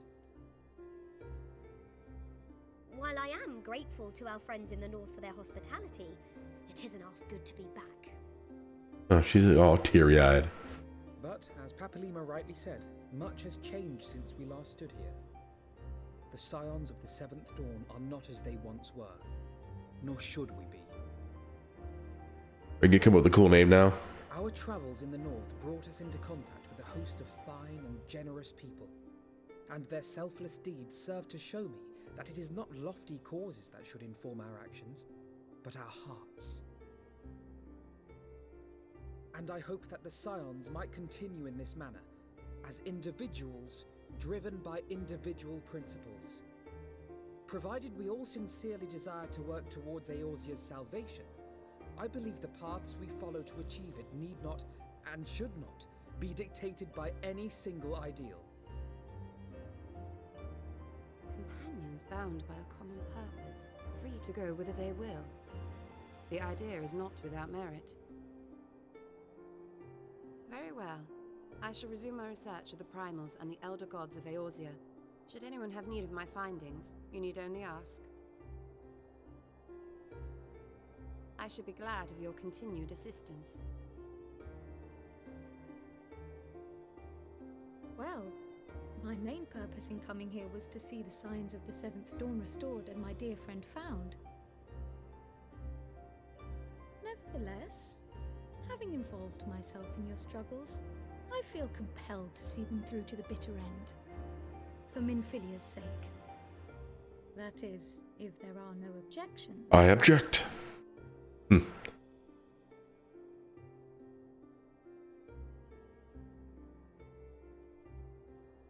You will always be welcome here, Kryl.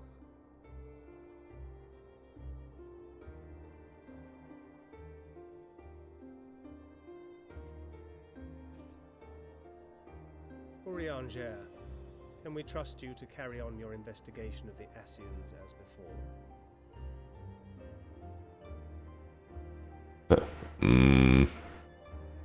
Nope. Regardless of mine own desires, I am undeserving of your trust, having so villainously deceived you all.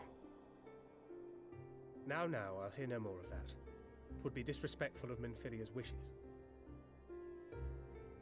She entrusted matters here to us, that we might protect this star and understand the truth which hides at her heart. Mayhap I can handle the former, but I think you far better suited to the latter. No?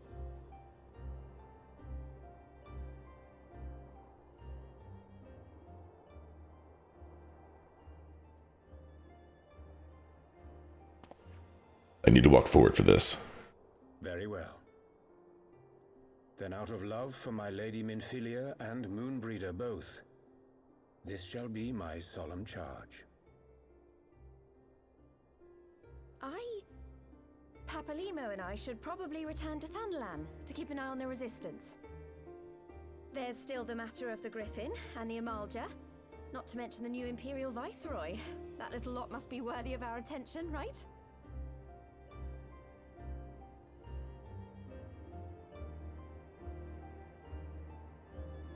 Papalimo's looking weird at him. Weird at her, sorry. You know I have no great love for organizations and formalities.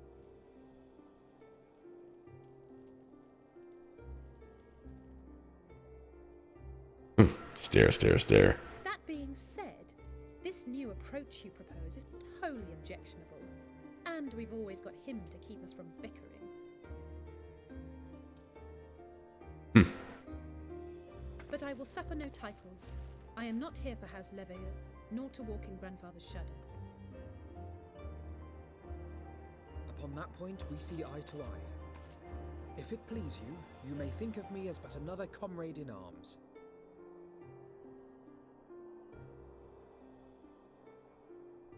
Well then, Alfie, I for my part shall see to the paperwork and the finances with my characteristic aplomb. I would not have it any other way, Tataru. And we mustn't forget you. What now for the Warrior of Light?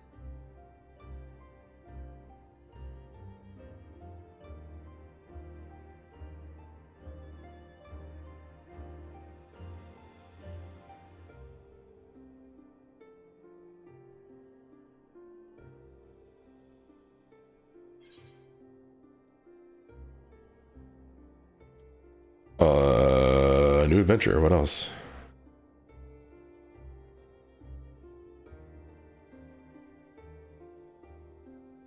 Indeed. The path behind us was fraught with hardship, and the path before us will be no less unforgiving. But a new dawn shall break over the realm, and I see before me the faces of those who will deliver it. But you can't see. You can see our ether. Unless you're like Daredevil.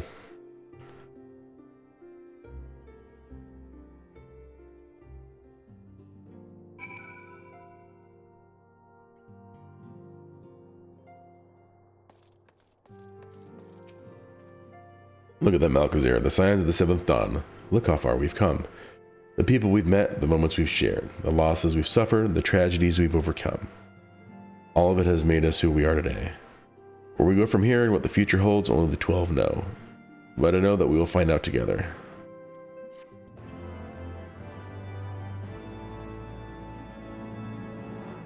Oh, another cinematic.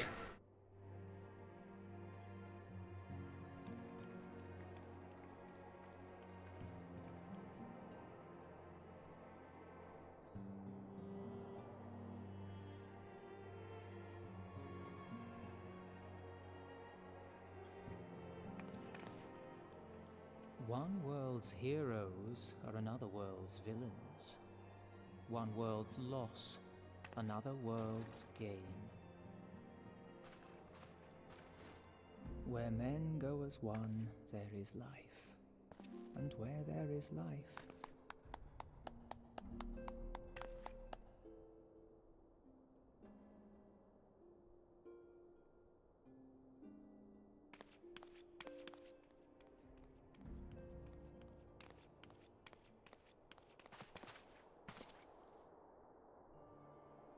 My friends, if I may, I would ask that you entrust Tupsimati to me. Clouds gather upon the horizon, and as Master Louisoix's disciple, I would keep it close at hand.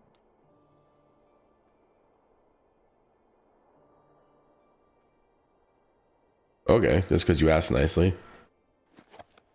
And had a well-reasoned argument.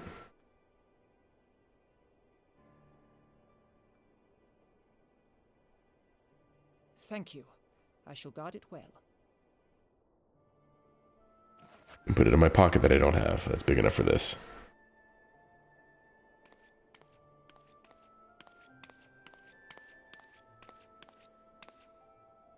There is cause to hope.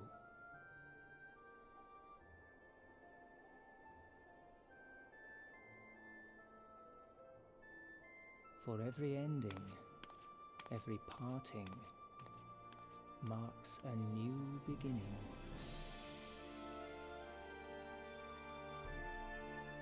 Is that Papalima's voice? Maybe. Huh. Blah, blah, blah, blah, blah.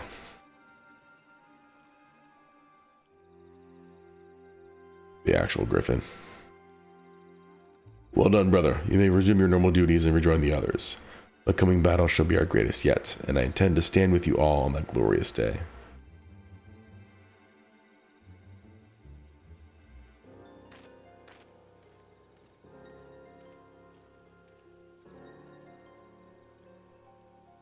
True believers are so readily led.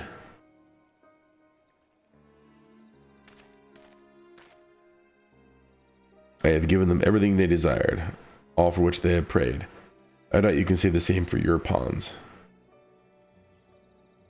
Get what you wanted then? Was it all worth it in the end? There were some unexpected developments, but they were ultimately to our advantage. Be it host to a surfeit of light or dark, a world bereft of equilibrium is but a void in waiting, and a void is no use to my master. I shall follow her emissary with great interest. As for the pawns whom you so pity, they have delivered unto me a gift, which I do now present to you. Oh, I knew it.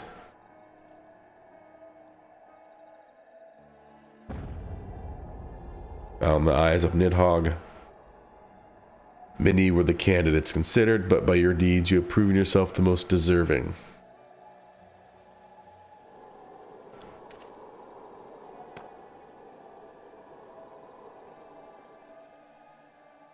A man of boundless rage and bottomless despair, in whose breast beats a heart which thirsts for vengeance. Only you are fit to wield these eyes, for weal or for woe.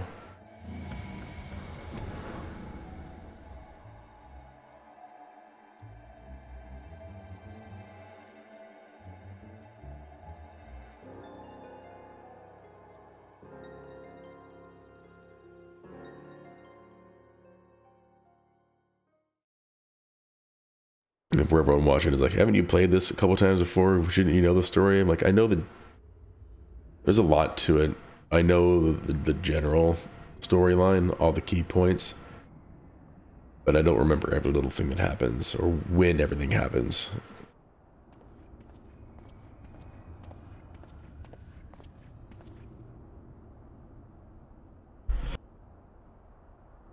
Excuse me. So it's here all along.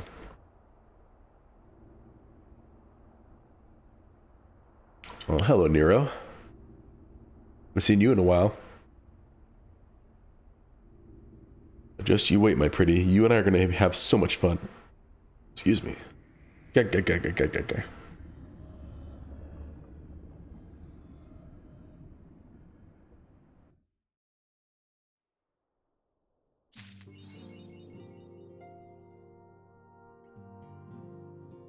Never give up. Never surrender.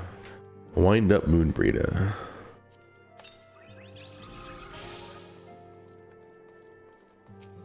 Let us continue. I think we only have, what? This one up until Stormblood, 9 more quests. And there's a dungeon involved too. Ah, Malkazer, just the hero I wanted to see. Would you mind doing me a small favor? I need you to meet me at the Diamond Forge. This won't take long, I promise. The Diamond Forge, where's that? Okay. I didn't know that's what it was called.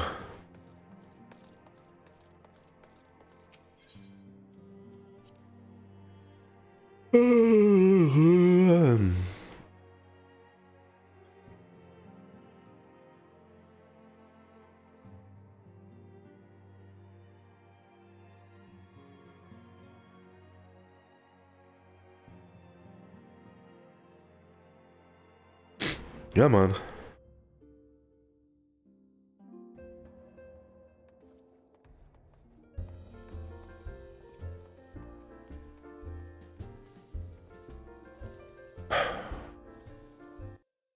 Dang it. Went off screen. Hey, look at that random chance.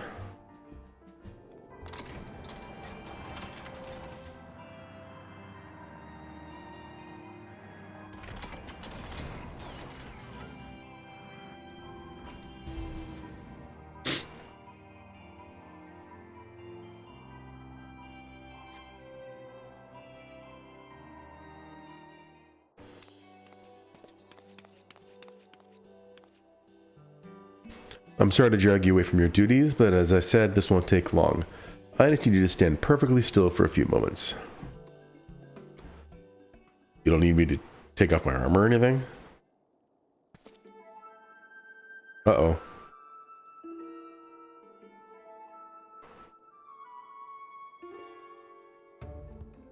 Right, everyone, ready to go to work? No squirming now. Oh, and you might want to close your eyes.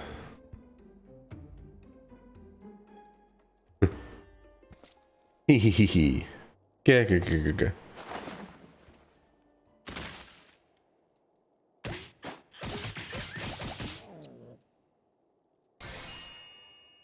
Magic.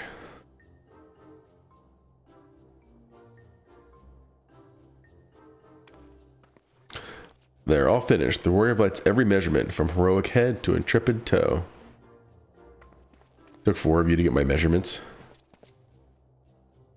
What was that all about? Well, wouldn't you like to know? All in good time, Malkazer. All in good time. I'm surprised that like my reaction would fit that pretty well. Haha, I found you. Alphina wants everyone on the Solar for a meeting. I don't know what it's about, but he seemed to think it was very important. Go on, we have everything we need. No sense of keeping everyone waiting.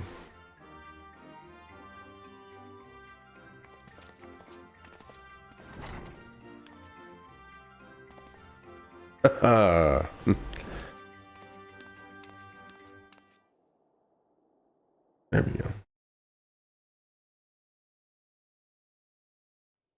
Okay, actually these tiles slow me down a lot. Alright, so what's the meeting about? Is it voice acted? We're here. Did we miss anything? We would not presume to begin without you, Ida. Urianger has returned to the Waking Sands, but everyone else is now present. Yes, but for what exactly? We all have duties to attend to, Alphino, so you may dispense with the preamble. Thank you, Elise. It is the very subject of those duties which compelled me to call this gathering. Though the warriors of darkness no longer pose a threat, Eorzea's many troubles demand no less of our attention. And while I stand by the decision to approach each task as we see fit, I fear our effectiveness will ultimately be diminished should we continue to act in ignorance of each other's efforts. Thus, I propose we elect a successor to Minfilia. Not to serve as a fully fledged antecedent, perhaps, but as a coordinator of operations. Is that all? Oh, then the decision seems clear. I vote for you too, Alize. No one else has shown any enthusiasm for the role, and judging by your performance at our previous meeting, you would seem the perfect candidate. What? You always did have a flair for politics.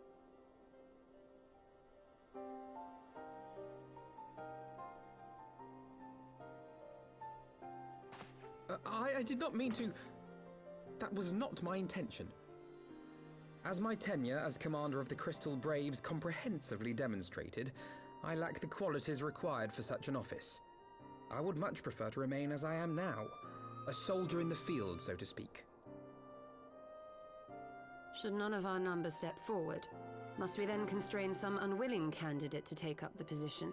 Yeah, force it upon him. Well, based on merit alone, a certain adventurer would be my choice. Though I concede he might struggle to balance his new responsibilities with, let me see, slaying primals, thwarting legatuses, and feeding the orphan poor. Thancred makes a good point. Any who would wear such a mantle would be bound by its obligations. Have we not become sufficiently familiar with each other's methods to act without an overseer? At present, I see no cause to so willingly limit one of our number. Oh my goodness! Help! I need some help here! Everyone just stand there and like look confused. And then we'll all run at the same time. Tataru, are you all right? Me? I'm fine. It's this poor girl who just staggered in and collapsed on the floor that I'm worried about. Narco! Gods, how did... Yashola! Please, you have to help her. Kral, a hand if you would. Let us see about closing these wounds. I can change to scholar and help. It's always interesting. It's like, what if you were like a healer at the time that Harshfont died? Can you like, here you go. We staunched the bleeding, but it may be a while before you can move about again. Though having seen your wounds, I'm surprised you are still moving at all. Thank you. My message. It was too important to delay. I took the shortest route I could, though I knew it was more heavily patrolled. As you can see, my efforts at evasion were not entirely successful. Or you can just get on with the story and tell us what's going on as opposed to explaining yourself. For your own good. What was so urgent that you needed to fight half the Empire to get here? You could have been killed. I'm sorry, Ida. I had good reason. But I imagine your friends are wondering who this bloody mess of a Mikote is. My name is Minago, and I belong to the Alamegan Resistance. I came to warn Ida and Papalimo about one of our leaders. A man who calls himself the Griffin. He's always been dangerous, but he's planning something new. Something reckless. The Griffin, you say? I've heard the name. Rumor has it your man is eager to test his claws. Aye, and on no easy target. He means to assault Belsar's wall from the Alamegan side. But what does the Griffin possibly hope to gain from such an attack? From what I understand, he wants the fires of war to spread to Eorzea. And for that, he needs to control the border with Gridania. So, he means to spark a conflict between the Alliance and the Imperial forces stationed in Alamigo, to have Eorzea's armies aid in the liberation effort, whether they will it or no. Clever. His plan is flawed. Even should the Resistance succeed in occupying the wall, they would not be able to hold it. Imperial reinforcements would drive them out within a week. Be that as it may, if there is even a chance that this scheme could bring about an escalation in hostilities between Eorzea and the Empire, the Alliance must be informed. Agreed. I should depart for Limsa Laminsa forthwith and seek an audience with the Admiral. Thancred, Uldar is yours.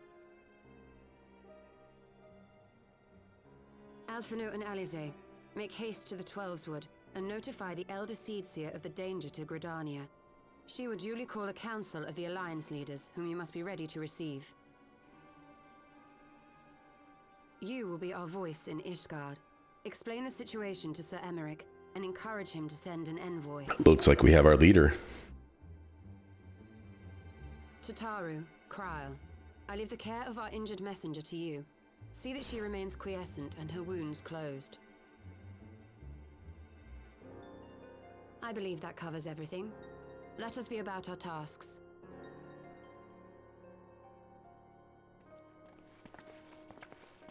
I suspect the ill tidings from Girabania will be held as a turning point. The beginning to a bloody end. The business of war was ever conducted with the coin of self-sacrifice.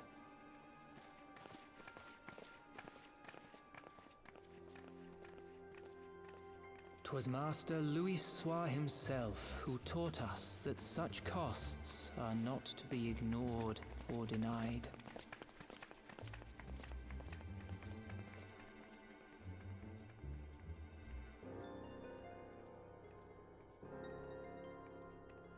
And so I shall embrace them. When the time comes, I will make my choice, as you will yours.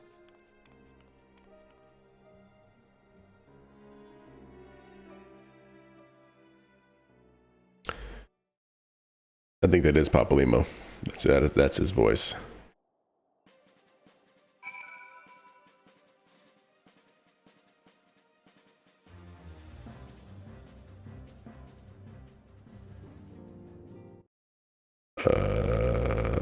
Okay.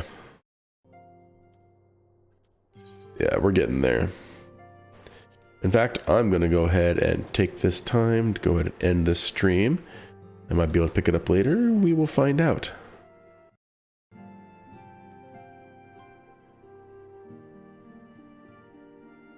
And here we go.